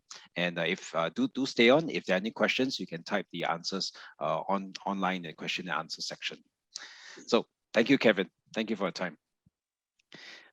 Okay, so now we will move on to our next segment, which are next two problem statements. They are both from National Parks Board, who will be sharing two problem statements. For joining us for the first problem statement on the poultry inspection is Mr. Edwin Chia, Senior Manager, Biosecurity and Quarantine Services, Industry and Biosecurity Management, and Animal and Veterinary Service. Pardon me. So Edwin is in charge of leading a team of officers and is responsible for overseeing daily border operations at Tuas Checkpoint Animal and Veterinary Service Office.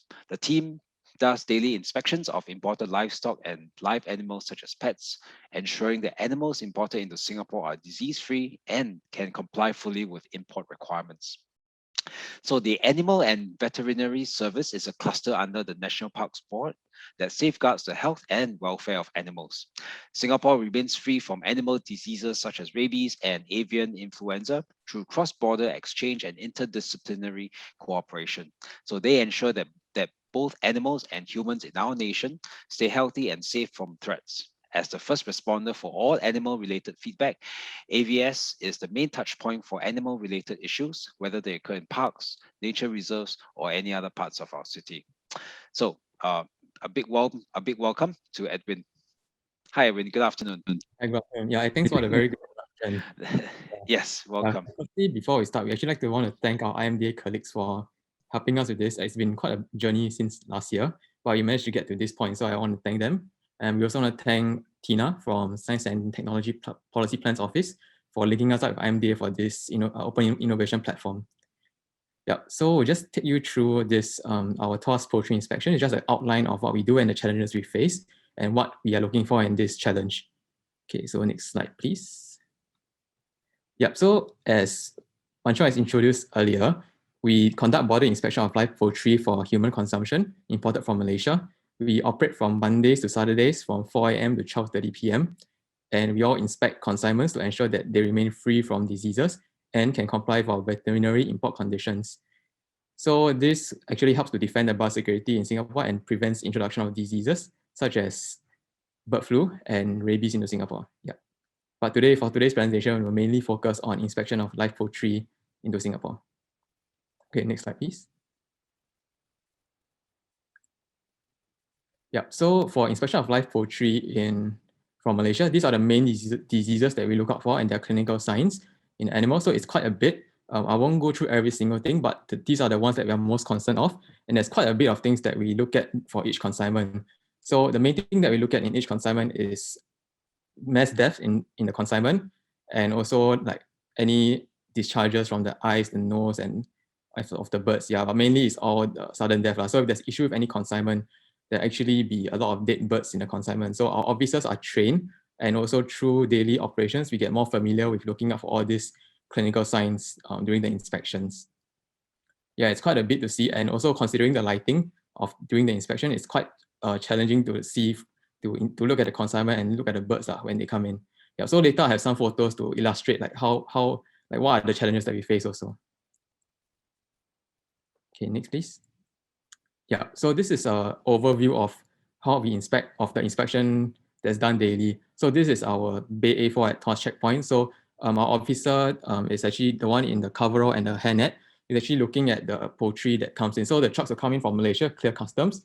They'll proceed to our bay. We'll do an inspection of the left side of the truck using the high-powered LED lights because the lighting is not fantastic at 4 a.m. So this is how we use the high-powered LED to check for any issues with the birds when the trucks come in on the left side. So after that, the trucks will reverse into the bay, as you can see on the truck on the left. Then we will look at the other crates surrounding the truck. Yep. So while the one inspector is doing the inspection of the poultry, another inspector is doing the inspection of the documents to ensure compliance with our veterinary conditions. Yep. So this is the outline of the inspection procedures. So the truck will arrive at Singapore Customs Bay A4. Singapore Customs to do their import clearance of their passport and everything. Then they'll proceed to our bay at Tuas checkpoint to check on for our officers to check on the poultry in the left side of the truck. So then the truck will move into the Bay A4. So while this is happening, the driver and assistant will proceed to our admin desk for checking of the accompanying documents to check for compliance with our veterinary import conditions. Yeah. So while this is happening also, the other officer will check for the rest of the health of the poultry in the trucks. Yep. So if the documents are compliant and the poultry are healthy, the consignment is released to the slaughterhouses for slaughter. And if they are non-compliant for whatever reason, the consignment is detained for further investigation. If the documents issue the documents, or if there's any potential disease detection in the consignment. Yeah, so these are the challenges that we are currently facing now. So as I explained earlier, right, all this is all done by a human eye, and it's very reliant on skilled manpower. So officers have to, based on their experience, they have to identify all the diseases as listed earlier, and look at all the clinical signs while doing this in a very short period of time. Yeah, so this is really very heavily reliant on skilled manpower. And also because of this COVID-19 split team arrangement, this will reduce our pool of manpower available for the inspection. So the truck design also limits the visibility of the poultry in the truck. So if you can see the picture on the right below, the trucks are, the crates are packed in a way whereby the middle crates are not easily visible, those stuck in the middle of the truck. So because of the speed that we need to complete the checks, sometimes you're not able to see every single bird in the truck. So we will do a very quick look while ensuring that things are done properly. Yeah. So yeah, these are some of the challenges that we face. So also in the morning, as you can see on the picture on the right also, it's quite dark. So we will rely very heavily on the LED lights to look at the birds in the crates. Yeah, so one reason why we don't want to keep the birds there too long also is because we want to try to minimize the time that the birds are held in these kind of conditions, so that we can expedite their exit from the Tuas checkpoint on to the slaughterhouses. Yeah, so these are other images of our operations in the morning. So on the top are the chicken inspections, live chicken from Malaysia, and the bottom are inspection of live ducks.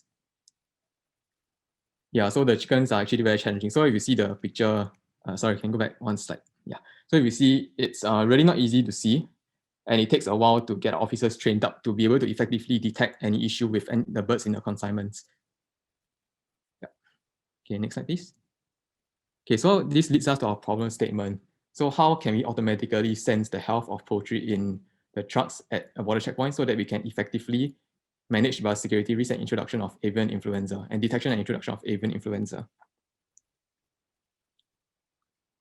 Okay, so the ideal solution will comprise of the following. So one would be automated health sensing. So the ideal solution would ideally be able to automatically perform health sensing of the health status of the imported live poultry, whether they can detect diseased or dead birds within the truck. So this could either be done via temperature, motion detection, or any other way of seeking out any dead or diseased birds by looking at the physical signs and symptoms of avian influenza and the other diseases as mentioned above at the previous slide. So the solution should also ideally be able to transfer this data collected into a computer device on site for analysis by the officer. Yeah, so this solution should also be able to assess the risk of presence of avian influenza in a consignment and also provide an alert where an additional secondary inspection by a trained human operator is required. Yeah, so the solution should also provide a dashboard that can present the risk information to the officer on site and also alert the officer when manual inspection is required and has to be overtaken during the operations. And the solution should also ideally be optimized for laptops and mobile handheld devices so that we can not only do it on site, but we also can perform the inspection off site away from TOS checkpoint. Yeah, so this will allow for monitoring and assessment of the situation and for officers to come down and intervene in the operations inspection when needed. So this solution should have high sensitivity, meaning that it's accurate at detecting signs and symptoms of bird flu, and also to find all the dead poultry as much as possible in the imported consignments. So this is important, especially for visually obscure areas, the difficult to see areas, like for example, in the crates that are stacked in the middle and on top of the truck, because the trucks are quite high. So it's quite difficult for our officers to actually look at the top of the truck. The solution should also have high specificity. So meaning that they can be able to identify the symptoms of the diseases for more accurate identification of the disease. Yeah, so that we can separate out the disease, whether is it due to other non-disease related causes such as heat stress and also and avian influenza. So the solution should be able to do the inspection at a relatively fast speed, as mentioned earlier, that we don't want the trucks to be held at TOS checkpoint for a very long time. So ideally, we should inspect the trucks within 5 minutes or less. And the technology should also be easy for officers to use with as little training as possible and also be easy to maintain over time. Okay, so that's all for my sharing. We open the floor to questions. Thank you, Edwin. Thank you. Really interesting role. Yeah. Really interesting job. Very critical, interesting job. Yeah. Okay, so let me see. So to a big shout out to all the problem solvers out there. So please type in your questions in the question and answer session. Joining us, I think there's Sean. Sean, you're joining us to help answer any questions, yeah? Yep, sure. Hi, Wei. Hi, Sean.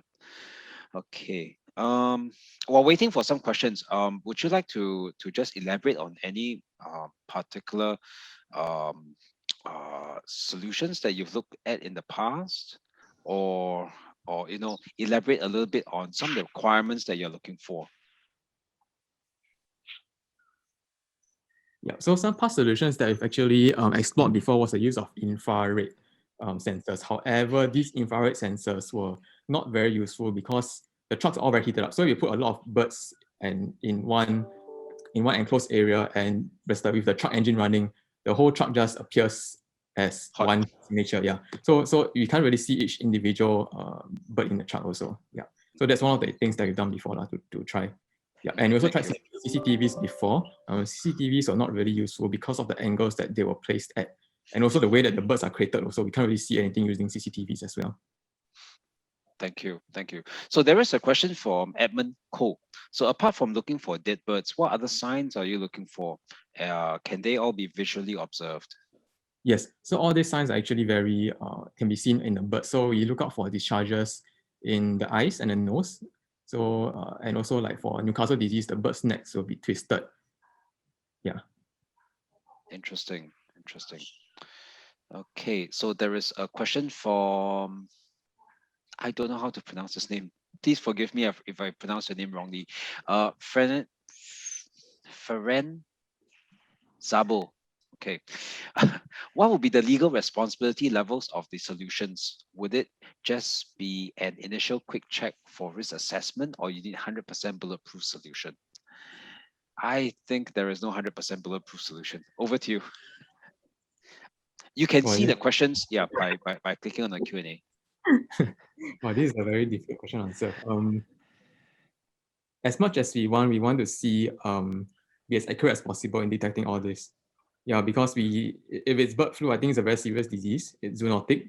The disease can spread to humans. So yeah, so as much as we want to be as accurate as possible as detecting all this kind of these diseases. I hope that answers the question. Yeah, maybe Sean, you want to add on if you have anything to add?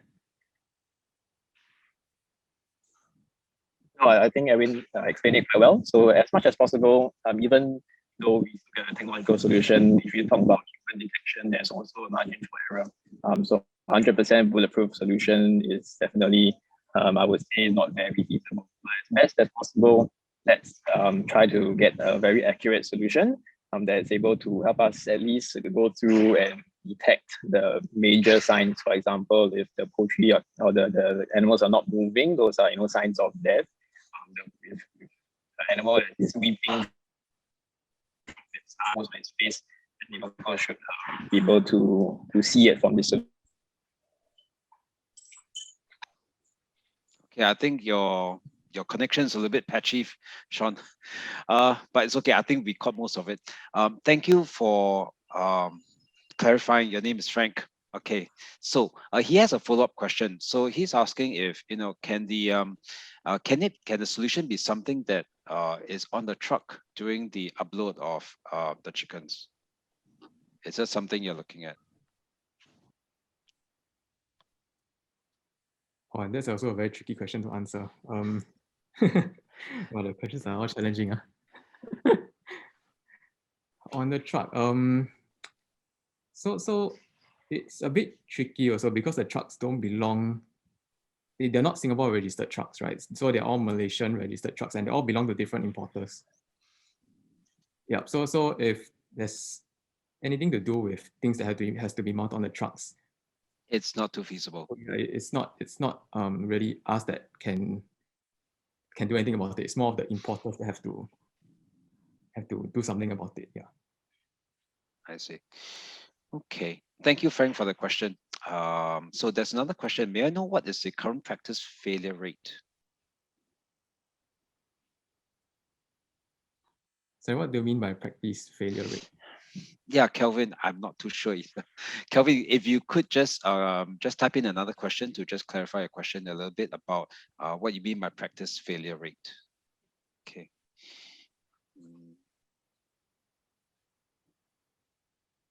Okay.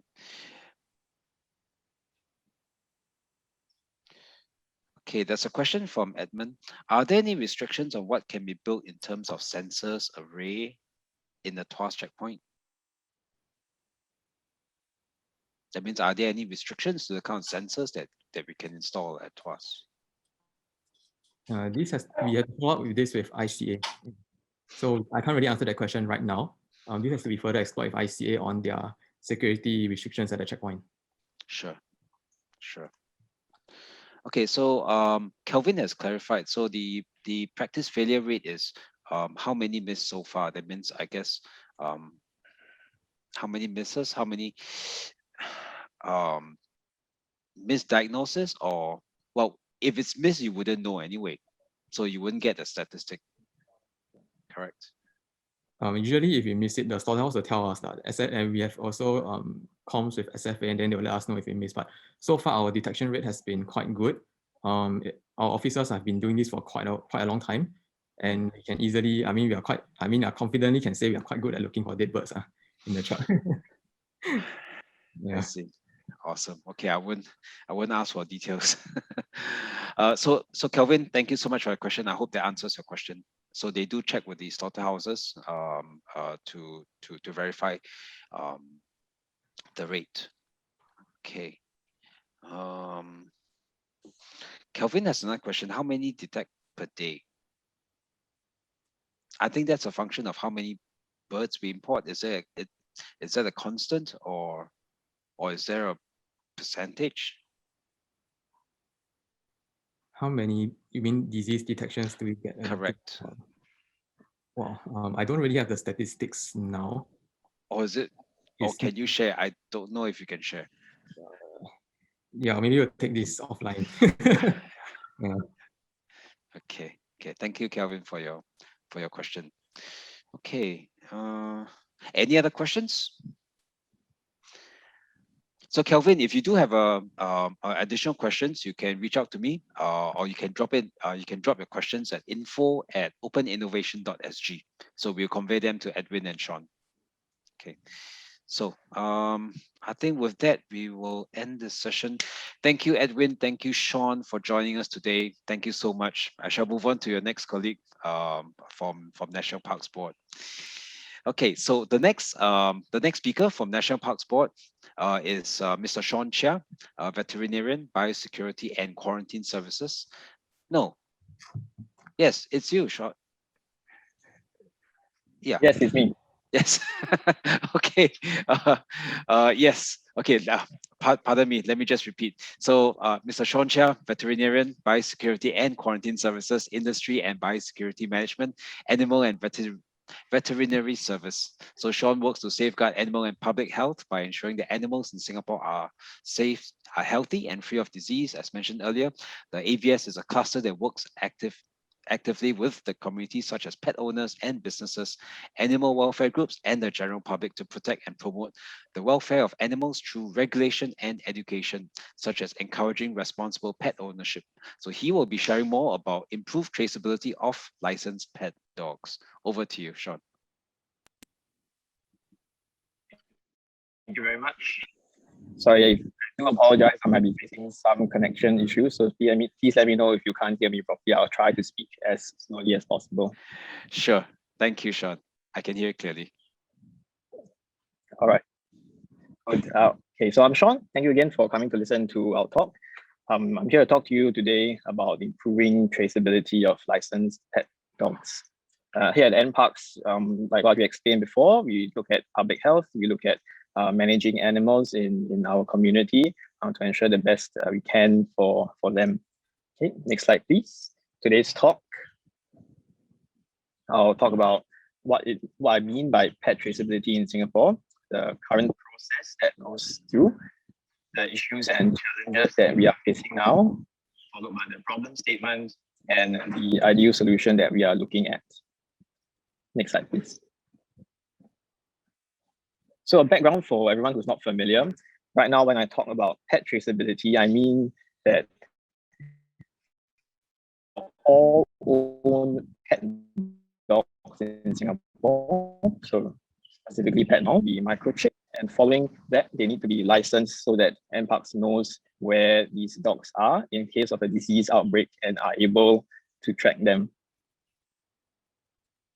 Traceability also allows us to better address the following, such as safeguarding public health and animal health, trace and manage disease outbreaks that I've spoken before, and also when there are lost animals, we are able to identify these lost animals and return them to their rightful owners. Next slide, please. For everyone who's not familiar, when I talk about microchip, I am actually talking about a very small size of grain of rice transponder that is used as the identifier for the animal, because each microchip contains a unique combination of numbers. So it may be from 9 to 15 digits that serves as their, I guess if you're putting in Singapore context, is their IC number. In order to read this transponder, you require a proprietary microchip scanner.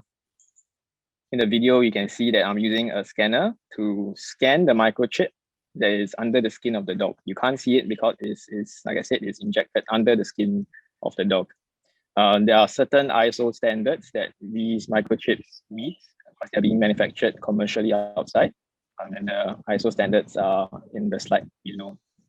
The microchip is also a permanent identification system, So it's going to be very difficult to remove the microchip.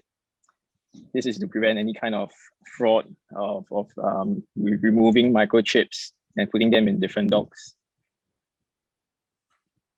Next slide, please. Okay, so first step is microchipping to give the dog a unique identifier. Second step is the licensing portion. When we talk about licensing, it's actually under the Animals and Birds Act of Singapore, which means it's by law, all dogs are required to be licensed. This is a national register of dogs, where owners of dogs will have to input their details, such as their address, their name and contact number. This is to ensure that whenever a lost dog is found and handed over to NParks, we can easily identify the dog using the microchip number and then trace it back to their owners and address and contact them just in case you have lost your dog. Okay, and besides that, it's also for traceability in the event of outbreak of disease. So for example, if you find disease in a dog, we are able to identify the dog's microchip number, followed by looking at where it's from, and possibly contact trace and see where the dog has been by interviewing people and asking. Next slide, please. Okay, so this is a quick summary of how the current process is.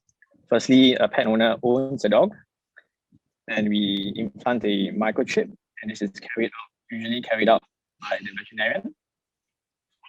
The veterinarian will then scan the microchip because it's a proprietary microchip scanner, and not everyone can easily access this microchip.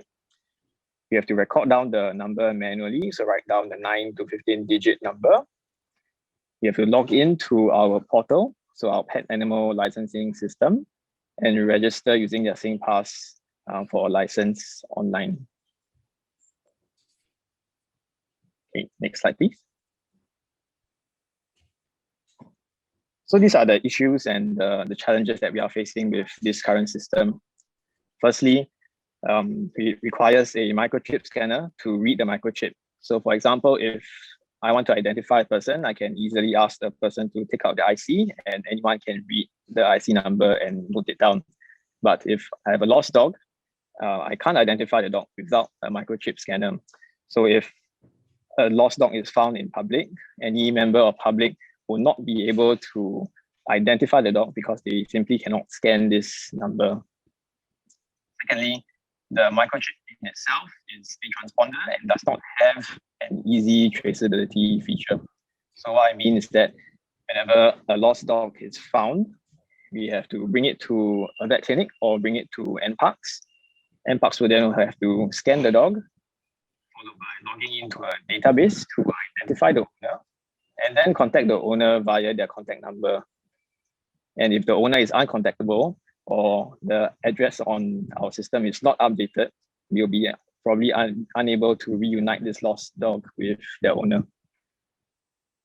The third issue, is that usually people don't follow through all the way with all the steps. For example, after they microchip the dog, many owners think that the job is done. They don't have to carry on with any more further steps. But actually, we do require them to go online to our system to license their dogs.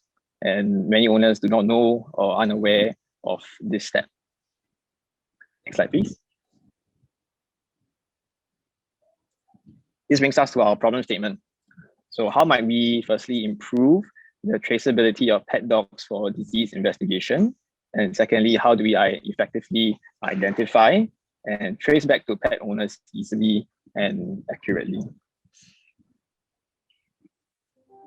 The ideal solution would be, for example, a unique signal and sensor. Also could be a device that's a unique signal and sensor to determine the identity of the animal and is read easily by a very accessible device such as our handphone.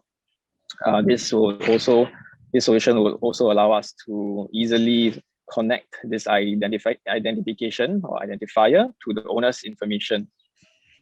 This should also be easy to use, nothing too complicated. And also, since we are dealing with many details such as addresses, handphone numbers, It should be also quite secure in protecting personal data. The first solution I talked about was the current solution of having microchips. We are here to make sure that the high standards of animal welfare are met. We try to we try not to cause too much or I suppose pain to the animal when we're trying to implement a solution and meet high standards of animal welfare. Next slide, please. So possible solutions and current constraints. For example, what we could think of, for example, is a microchip using NFC technology instead. NFC technology is easily available to members of the public using their handphones. So I can just easily whip out my handphone and scan a dog instead of having to buy a proprietary microchip scanner. Also that this microchip shouldn't be too big and be able to be read from a distance. If the size of the microchip is too big, it's going to be very painful to put it under the skin of the animal. And this will be poor welfare outcomes for the dog. We also thought about smart tags and collars, but the consideration is that as the dog grows bigger, these collars will also have to be replaced. Is that a secure solution if it's replaceable? I think we need to think a bit more about that. It could also work in tandem with the existing RFID microchip. For example, I can scan the microchip, read the microchip number, and tag it to the smart tag. Other things that we could think of, for example, facial recognition, but this has not been tested for in animals, and we do not know how effective can it be, or is there even technology out there that can support such a thing. And lastly, not just a solution of the microchip, but we're also talking about an application that will connect this identifier to our licensing portal. So making the process of identifying the animal and licensing the animal quite seamless. Next slide, please. Yeah, we have an example solution when I was talking about a NFC microchip. The red arrow points to the current solution. So like I've talked about before, the conventional microchip, we scan the microchip, we update the microchip number, we log in to our licensing system, and these are extra steps that need to be done. But for example, using a NFC microchip, which I can scan using my handphone number, I wouldn't have to use a specialized scanner. I would just scan using my phone, and the data from my phone can be easily uploaded into our licensing system through the use of an application, making it a one-step process instead of a multiple-step process. Thank you very much. I think that's the end of my presentation. Thank you for listening. Now we will just take some more questions. Thank you, Sean. Thank you. I should have introduced you right at the beginning. My apologies. That's all right. Yeah. Okay. Yes. There is a question from Kelvin Ma. Are you seeking out this solution only for dogs?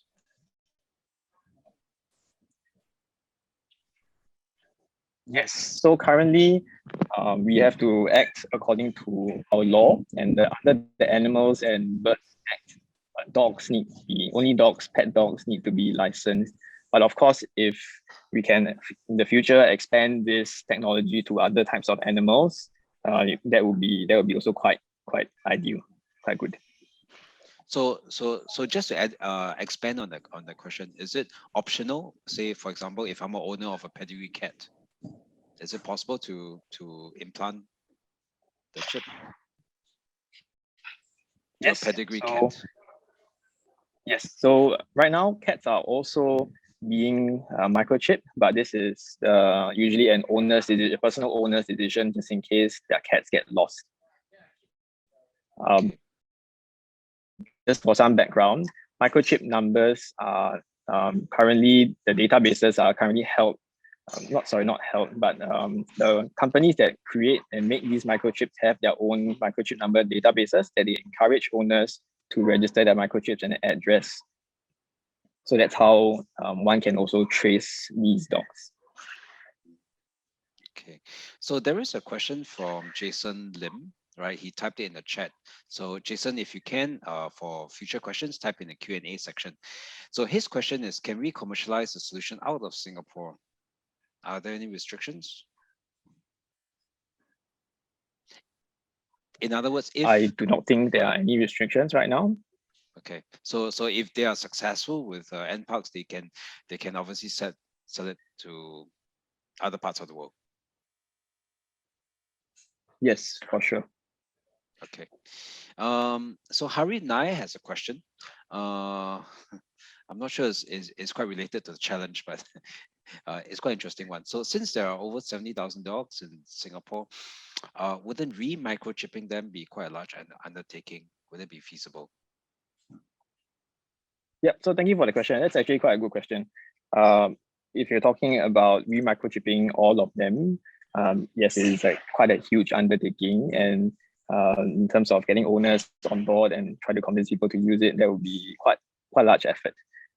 So I think what we are looking out for today is new technologies so that we can slowly replace this way, or at least encourage people to move on to other types of technologies that would be easier for us to keep track of to enhance traceability in animals, and as well make it easier for them to obey the law of licensing and their pet dogs.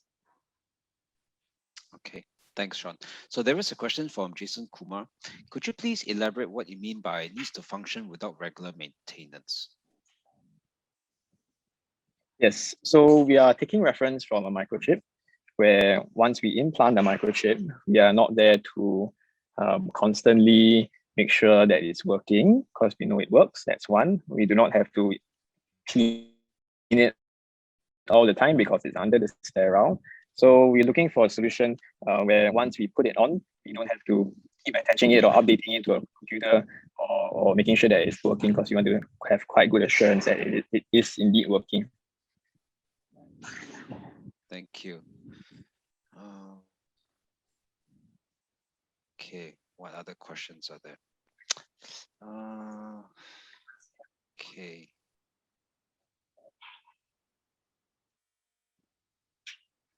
Frank has actually shared one of the a URL for some of the tags, so I guess we can check this out after the call. Another question from Hari Nair. Would getting images of licensed dogs' noses be something AVS would be able to do with existing infrastructure? Yes, that's quite an interesting concept. I think with existing infrastructure, can I clarify what does he mean by that? As in, does he mean that we have enough dogs to try it on, or?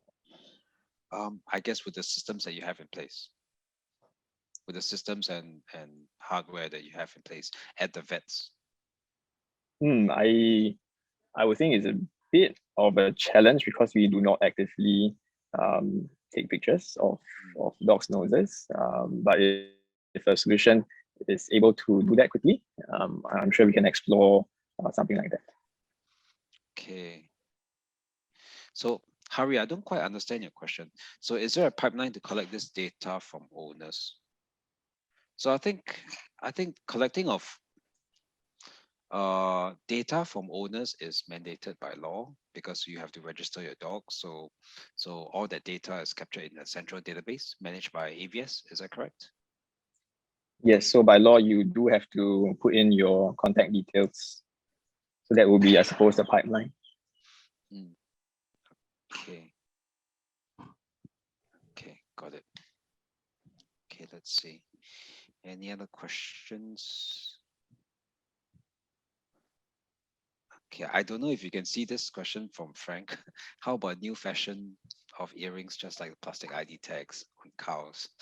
No, Yes. So I think I'll take that question. It's all right. Sure. I think that we've definitely heard of these things before, but to explain to everyone for some context would be that when we talk about cows and sheep, these are mainly livestock bred in large numbers.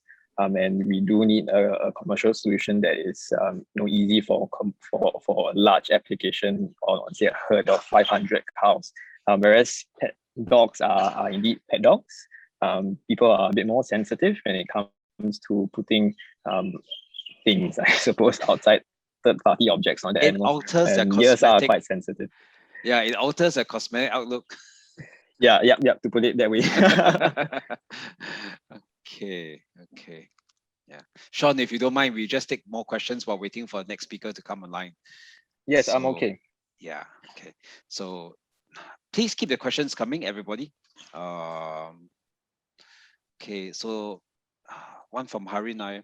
Regarding the mobile app part, since most people who come across a distressed dog may not be dog owners, would a web app be more desirable than the mobile app ecosystem?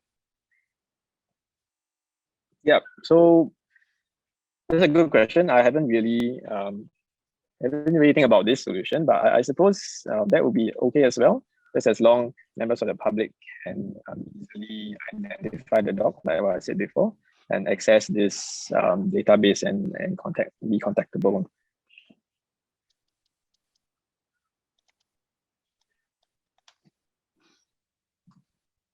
Okay, let me see. Any other questions? Okay.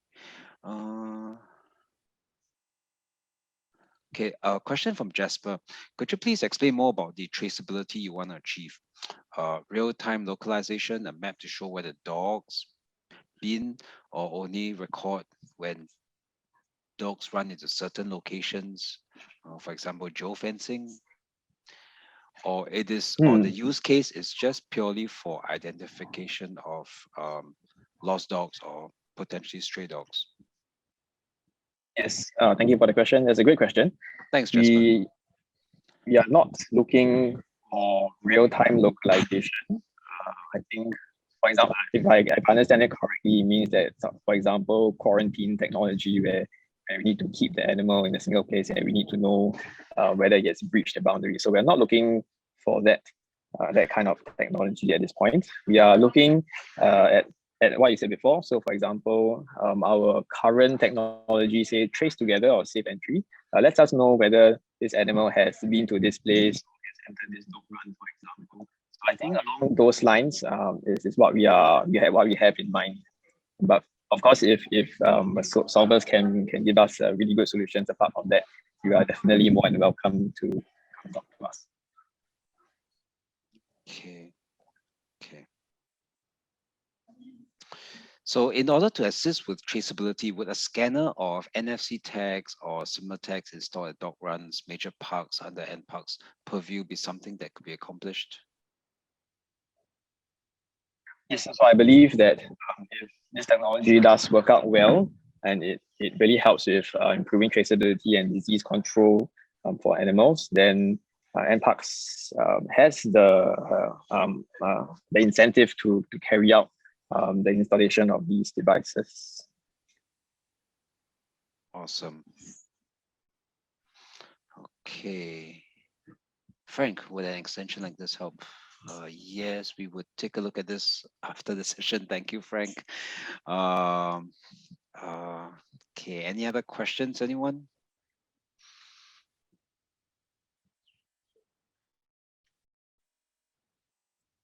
So maybe I'll just take 2 last questions before I let you go, Sean. Sorry, our next speaker, we're waiting for our next speaker. So sorry, Sean. That's all right. Happy to be here to answer questions. Yeah. Okay, any more questions, anyone?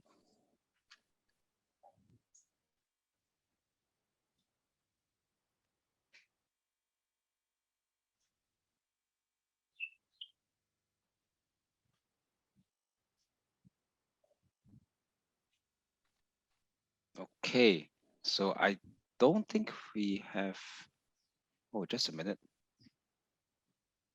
That's a Patrick Tan. Okay.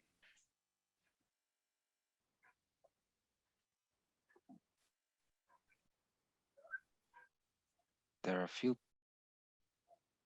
Patrick Tans. Okay. I've renamed myself actually. Oh, let me just rename myself. Patrick you're Tan Kelly. Sentosa. You're Kelly, is that right? No, Patrick here. Kelly's already in though. Oh, okay. Sorry, I didn't realize.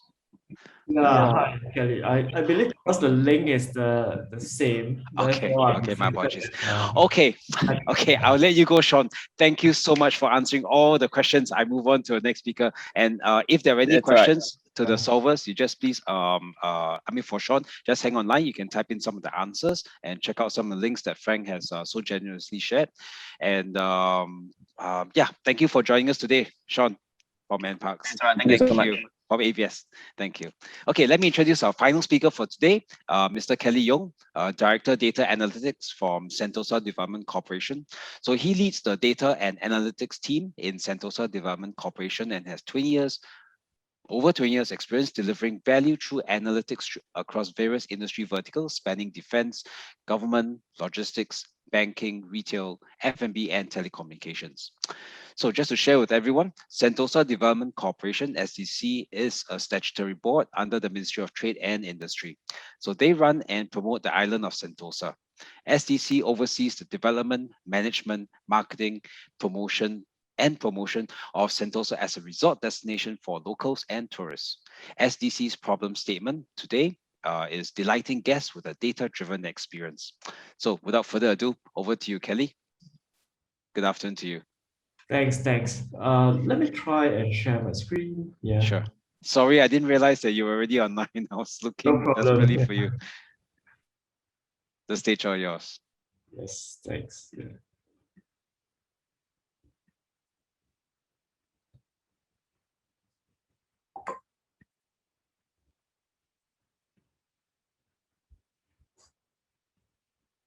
Right.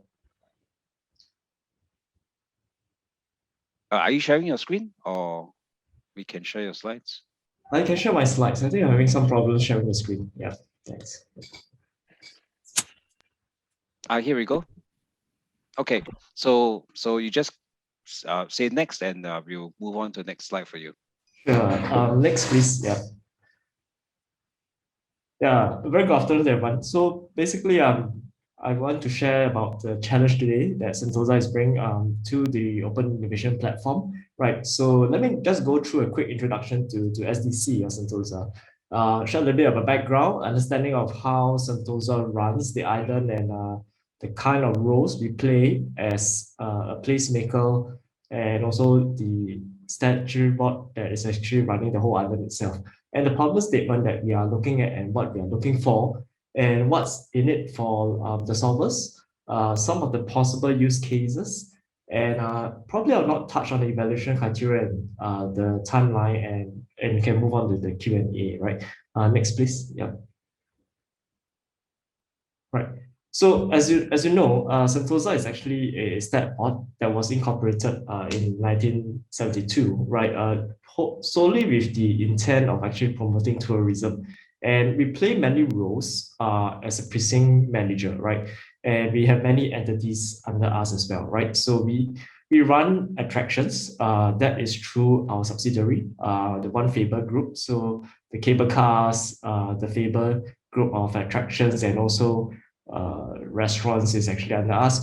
We have the world's best golf course, which is actually under Sentosa Golf Club. And we also manage municipal issues because there is actually residents right on the island itself under the Sentosa Cove Resort Management. And among many things, we also aggregate the different attractions and go and promote the islands and also our what we call the island partners offerings out to the world as well. So that's what we do as SDC. We are also a precinct manager, right? So we operate the island itself. And as you can imagine, the island precinct itself is fairly large, right? To put it in context, it's almost equivalent to the whole of the Clementi town itself, right? That's how large the island is, right? And with this really poses a challenge for us to really understand where our guests are, which I will come to in a while's time, right? So we do take care of many things. We take care of our, make sure there's service ambassador, right, to serve guests on the island. We take care of the security. We also manage the transportation routes along the island as well, right? So we have the Sentosa Express, what we used to call the monorail, but it's actually express. We run the trams. That's really the last mile. And one of the things that we are constantly trying to understand is actually getting from VivoCity to the island, or taking a transport in, you probably will land in one of the key nexus point, which is actually the beach station itself. But after that, is our last mile service kind of sufficient? That is also tying in with where our guests are across the entire island at all times, and is our wayfinding proposition good enough, right? Today we have what we call the digital maps and the wayfinder across the maps in the island itself, but is that sufficient, right? And one of the key things we couldn't quite really pinpoint is actually the demographics, right? Especially right now is a lot of locals, right? When you go, when things are better and all the borders are reopening, right? When we have tourists inside, and that presents an even more a pressing challenge for us, right? How do we really understand who actually comes onto the island itself, right? So if you can go to the next slide, please. Next. Right, so you can see the island itself is very complex, right? So we, as I mentioned, we have more than 6,000 residents on the island. We have a golf course, we have more than 200 F&B and retail outlets. We have the big integrated resort, RWS. We have more than 30 attractions and 17 hotel rooms, rather 17 hotels with more than 3,000 rooms, right? If you go on to the next slide, and you can see how Sentosa is being organized, right? So they are specific thematic areas that we kind of zone out. So we have the 3 beaches, which is one of the main attractions when people come to the island itself. We have Siloso, Tanjong, and Palawan, right? And each of them are themed differently. So it's a chill out, it's a family kind of beach, it's a hip, cool, and energetic kind of area as well. Now, we do have heritage, a rich heritage. There's Fort Siloso, there's Tanjong Rimau, there's also nature trails, which actually goes back all the way to the World War era, right? So there's even a Fort Serapong right smack in the middle, somewhere near the golf course. A very rich diversity of flora and fauna around that as well. We have about 10% of the heritage trees in Singapore, and there's also the big mega family entertainment with the integrated resort as well. Right, if you go to the next slide, please. Now, so really what I was alluding to earlier, right? So the key challenge for Sentosa, right, is how to we better understand the various visitor segments and how do they move across the island. As I mentioned, right, how are we able to distinguish the profiles of the visitor, whether they are locals or tourists? And I think more importantly is actually how possibly could we reach out to them, right? And as SDC or in the tourism industry, right, we are really in the business of creating and delivering experience for guests on the islands. And there's a need to constantly enhance and understand what they like and what appeals to them, especially when they're on the island itself, right? And better insights really allow us, right, to kind of design a frictionless visitor journey. And one of the key tenets of what we intend to put out there is actually to capture insights of the guest behaviors, right, across the different parts of the days and across different environment, right? Sentosa is unique in that sense that we are not a mall, right? In a mall is indoor environment, right? So you can put a lot of sensors and pretty much able to capture some of the insights of visitor flow, right? But we are actually a mostly outdoor environment, right? Of course, there are indoor attractions as well, and coupled with a day and night kind of environment, right? And again, I allude back to, let's say, a more indoor building, right? The day and night kind of doesn't play that much of impact because lighting is sufficient. But in a place such as Sentosa, because of the ambient lighting, the day and night environment does make a difference. And also we wanted something that is kind of all-weather terrain as well, right? That enables us, if there's a sensor solution that is being proposed, right? So what we are looking at is really the ability to capture the insights of the guests really across different parts of the day and all environments as well, right? If you go on to the next slide, yeah. Right, so really the design and challenge statement here was really how might we understand the visitor segments on island behaviors and profiles in a near real-time fashion, yet in a non-intrusive way to delight our guests, right? So that's really the question and the challenge that we are trying to solve, and we hope the solvers can actually put forth some solutions that address this question. Go on to the next slide, please. Right.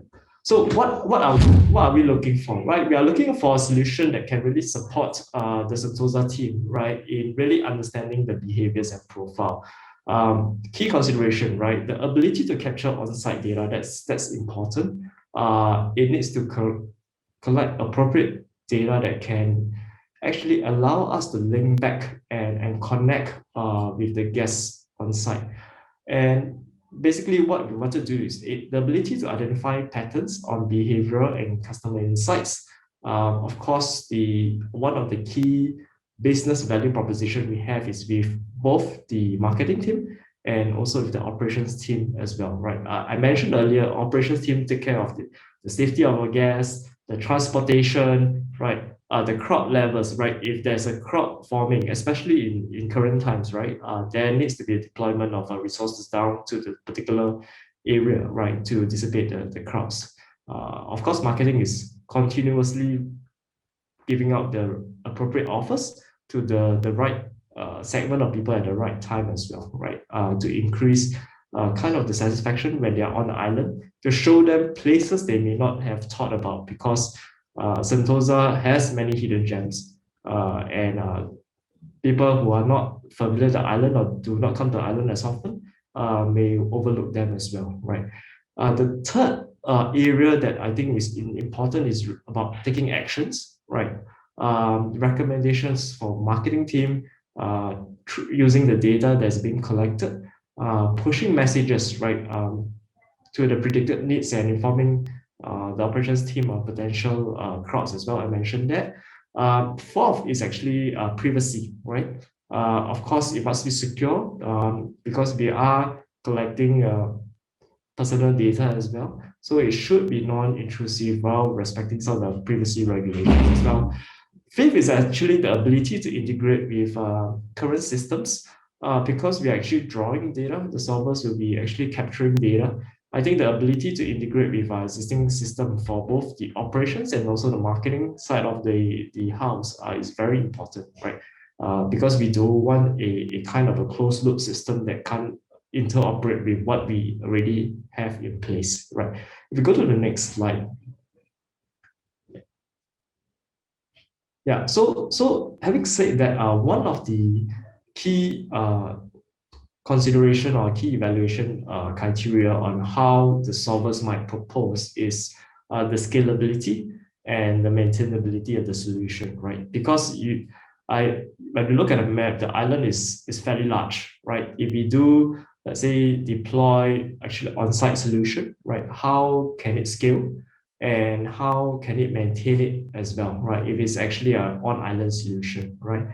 And one of the key things that we wanted to do, right, for the purpose of the prototype and the challenge itself, the solution should actually kind of capture at least two distinct sites within Sentosa, right, ready for us to conduct the evaluation. And I mentioned earlier, one of the key nexus points is really the beach station. You take the Sentosa Express from Vivo and you head in all the way. The last station, that's the beach station. The other station will be at the RWS station as well. That's also one of the key nexus. But we do find more people coming in to the beach station, and then they go on to the various attractions and the F&B outlets as well. Right. If we go to the next slide, please. Yeah. So here is actually how a potential use case might look like.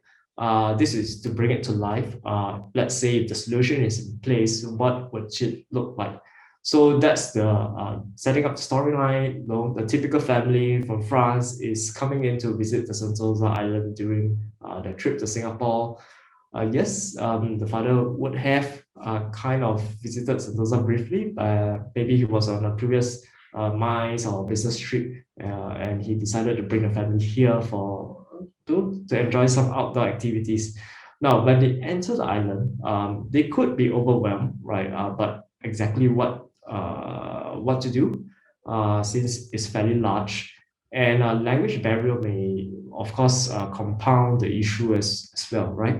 And when being a family, they definitely would want to go to kids-friendly attractions. But no, when they come to the island, they realize, hey, these attractions does have long waiting queues upon arrival, right? So what do they do next, right? So go to the next slide, right? Yeah. So yeah, so basically what we kind of conceptualize the solution to help us is actually via an app, right? Basically, they can kind of look and suggest where they were, right? And because we do have contextual awareness of where they are, they happen to be walking around the island, not going to any of the attractions for about good half an hour, right? So there's contextual awareness of where they are, the dwell behavior as well, the locality, because they are just around the outskirts, not going anywhere, and they're kind of wandering around, right? And the app kinds of actually propose a potential information to them, right? To allow them to say, hey, you might want to consider visiting certain attractions. You might want to consider going to Luge at a later time, which is less crowded. And meanwhile, before you go to Luge, you can actually hang out for lunch at some of the child-friendly restaurant that's right around you, right? And what this shows is actually the ability to connect and integrate with the multiple systems that we have.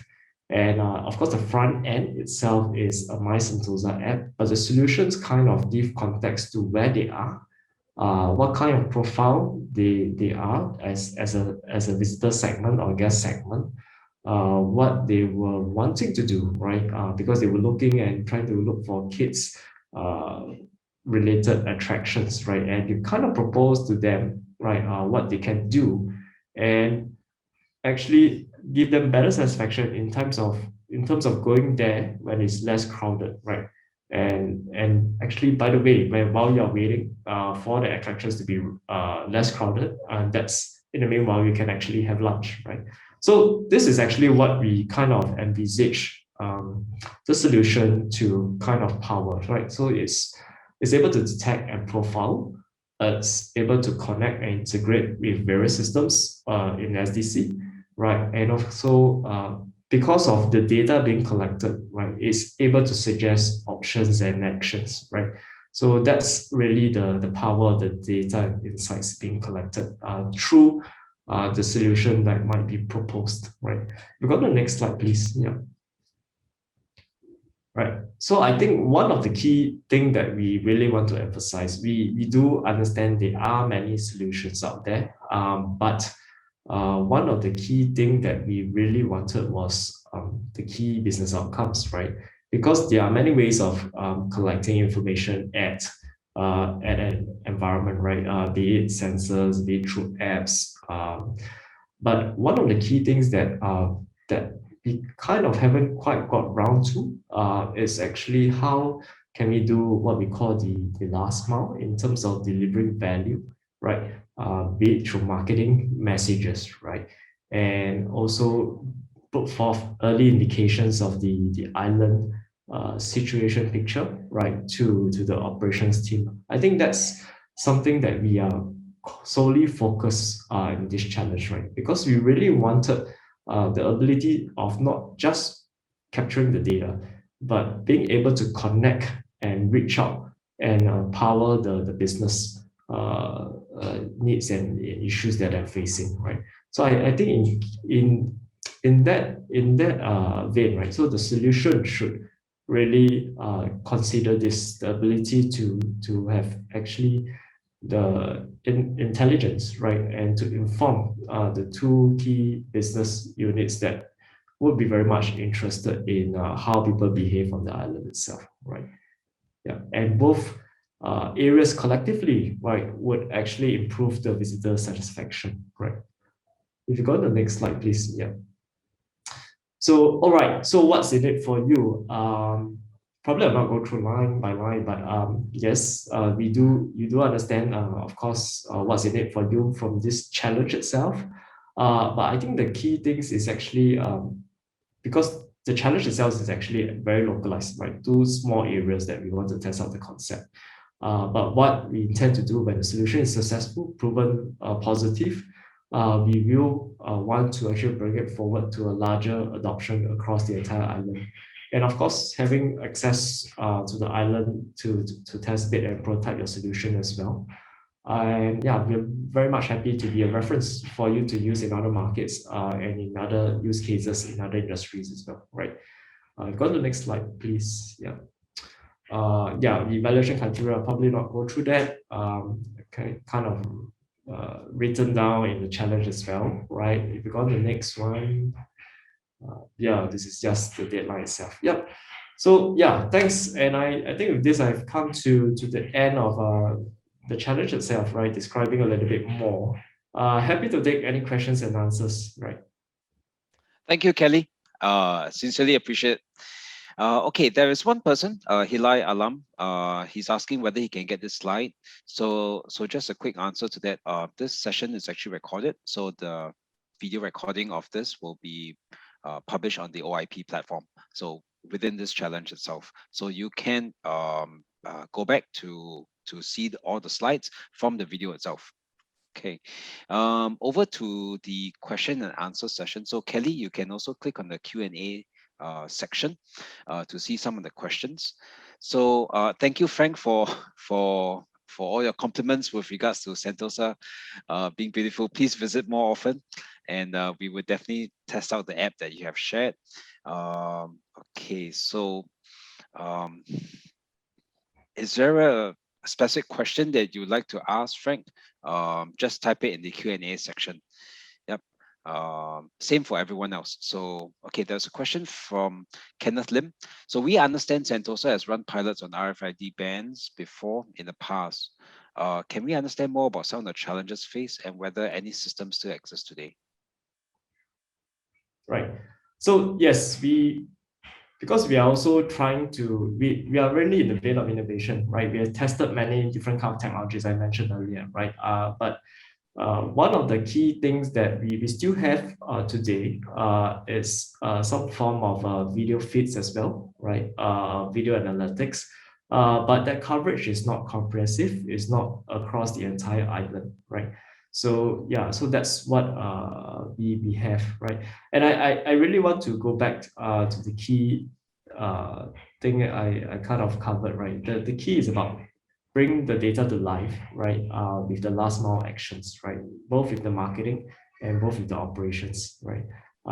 Today we see it more beyond just the trial of the technology, right? But more of the trial of the concept of technology that is able to power the business needs. I think that's more important in this challenge, right?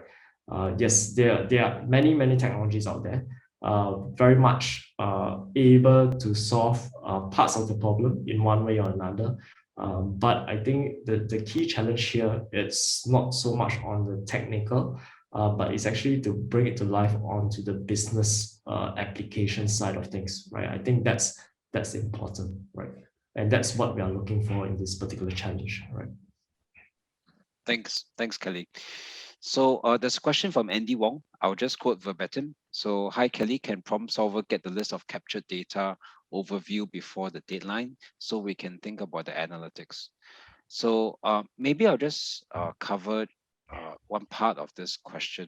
So I don't think Kelly would be able to share all the data structures, but the key focus should be, like what Kelly mentioned, be on the operations. How and what kind of data can be brought to life? What kind of data can you capture so that the operations and the businesses can benefit from this data?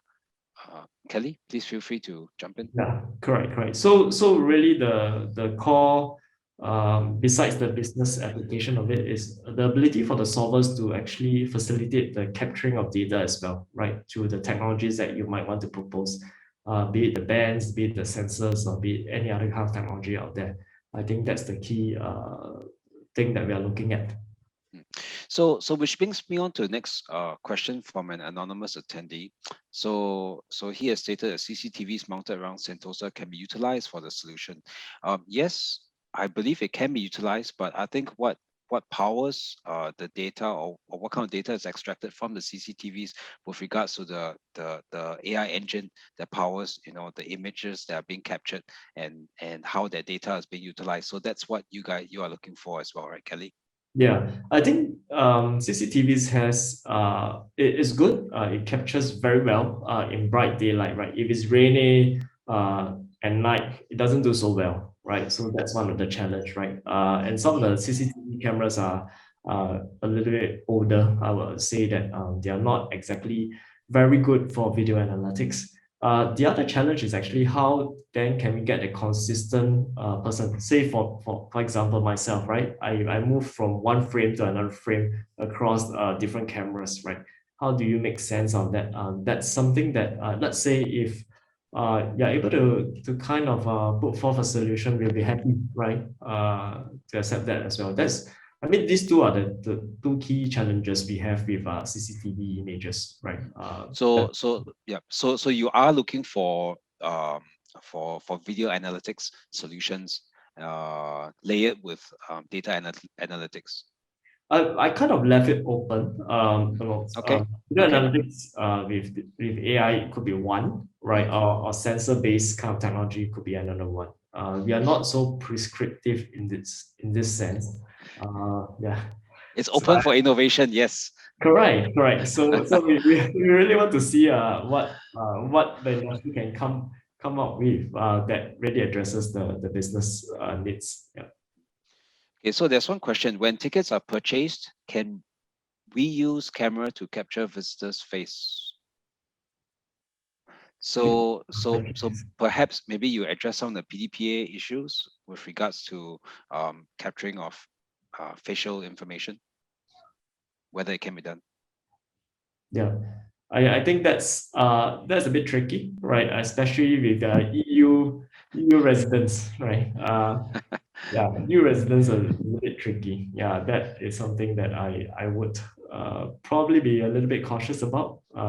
Yeah, because GDPR does imposes quite onerous demands, right, on organization. Not only for consumers, right, even for enterprise data as well. So yeah. Okay, let me see any other questions. How does data privacy impact this project from Sentosa's point of view? Christopher Tew. Yeah, let me see. How does data privacy impact this project? Right. So I guess a lot of this is also consent-based because in that use case that you saw, or what we think about is actually once you download the app, you have also given your consent as well, right? So in that aspect, right? Yeah. So therefore, you have given your consent to capture the data to understand more about you as you come onto the island as well. And therefore, we can actually push the right messages to you. Yeah. Okay. Mike Zhang has asked, have you had any privacy concerns that was flagged previously in any of the pilot and trials conducted at Sentosa? Privacy concerns. Correct. So definitely, right? So whatever technologies that we were looking at and thinking about, PDPA, GDPR, is definitely on the top of our minds, right? And I guess in a way, because we are a tourist destination as well, we do look at it more seriously, especially with GDPR concerns as well, right? With you tourists, right? So that's definitely a key consideration. Yeah. Okay, good. Thank you, Mike, for your question. Any other questions, anyone? Please feel free to type in the Q&A section. We'll just give it a minute or so. We are right on time to end at 4:30. Okay, so Mike asks, how will you measure the success of the pilot? Right. So measure of success is really the business outcome that we can deliver. I think I kind of touched on it multiple times, right? So one is ability to detect the same profile across different locations, of course, with consent given, and the accuracy of the detection as well, right? So that would be something that we are really looking at. And because we are able to do that, that links it back to the two key business divisions that have the need for this technology on the marketing side and also on the operation side. That's how we will structure the measure of success for the pilots. Yeah. Okay, thanks, Kelly. Any last questions from the solvers? I'll just give 10 seconds. It's been quite a long session compared to last week. Okay. If not, a big thank you, Kelly, Thank for you. participating, for being here today, for sharing about your problem statement, for answering all the questions. Right. Thank you, Kelly. Thanks. And also, thank you. And also a big thank you to everyone for staying on this call and posting all your questions today. Big thank you to the other problem owners that have joined us today as well, to clarify the audience, to clarify questions from the audience. For any unanswered questions, we'll take them onto the OIP forum after the event. We hope to see your submissions for this Innovation Call 9.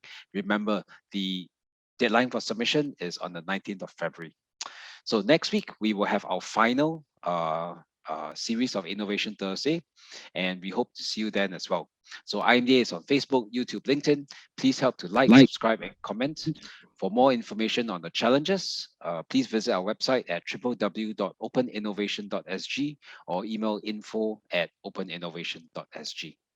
So with that, I will say a big thank you to everyone for joining us today, and hope to see you next week. Bye.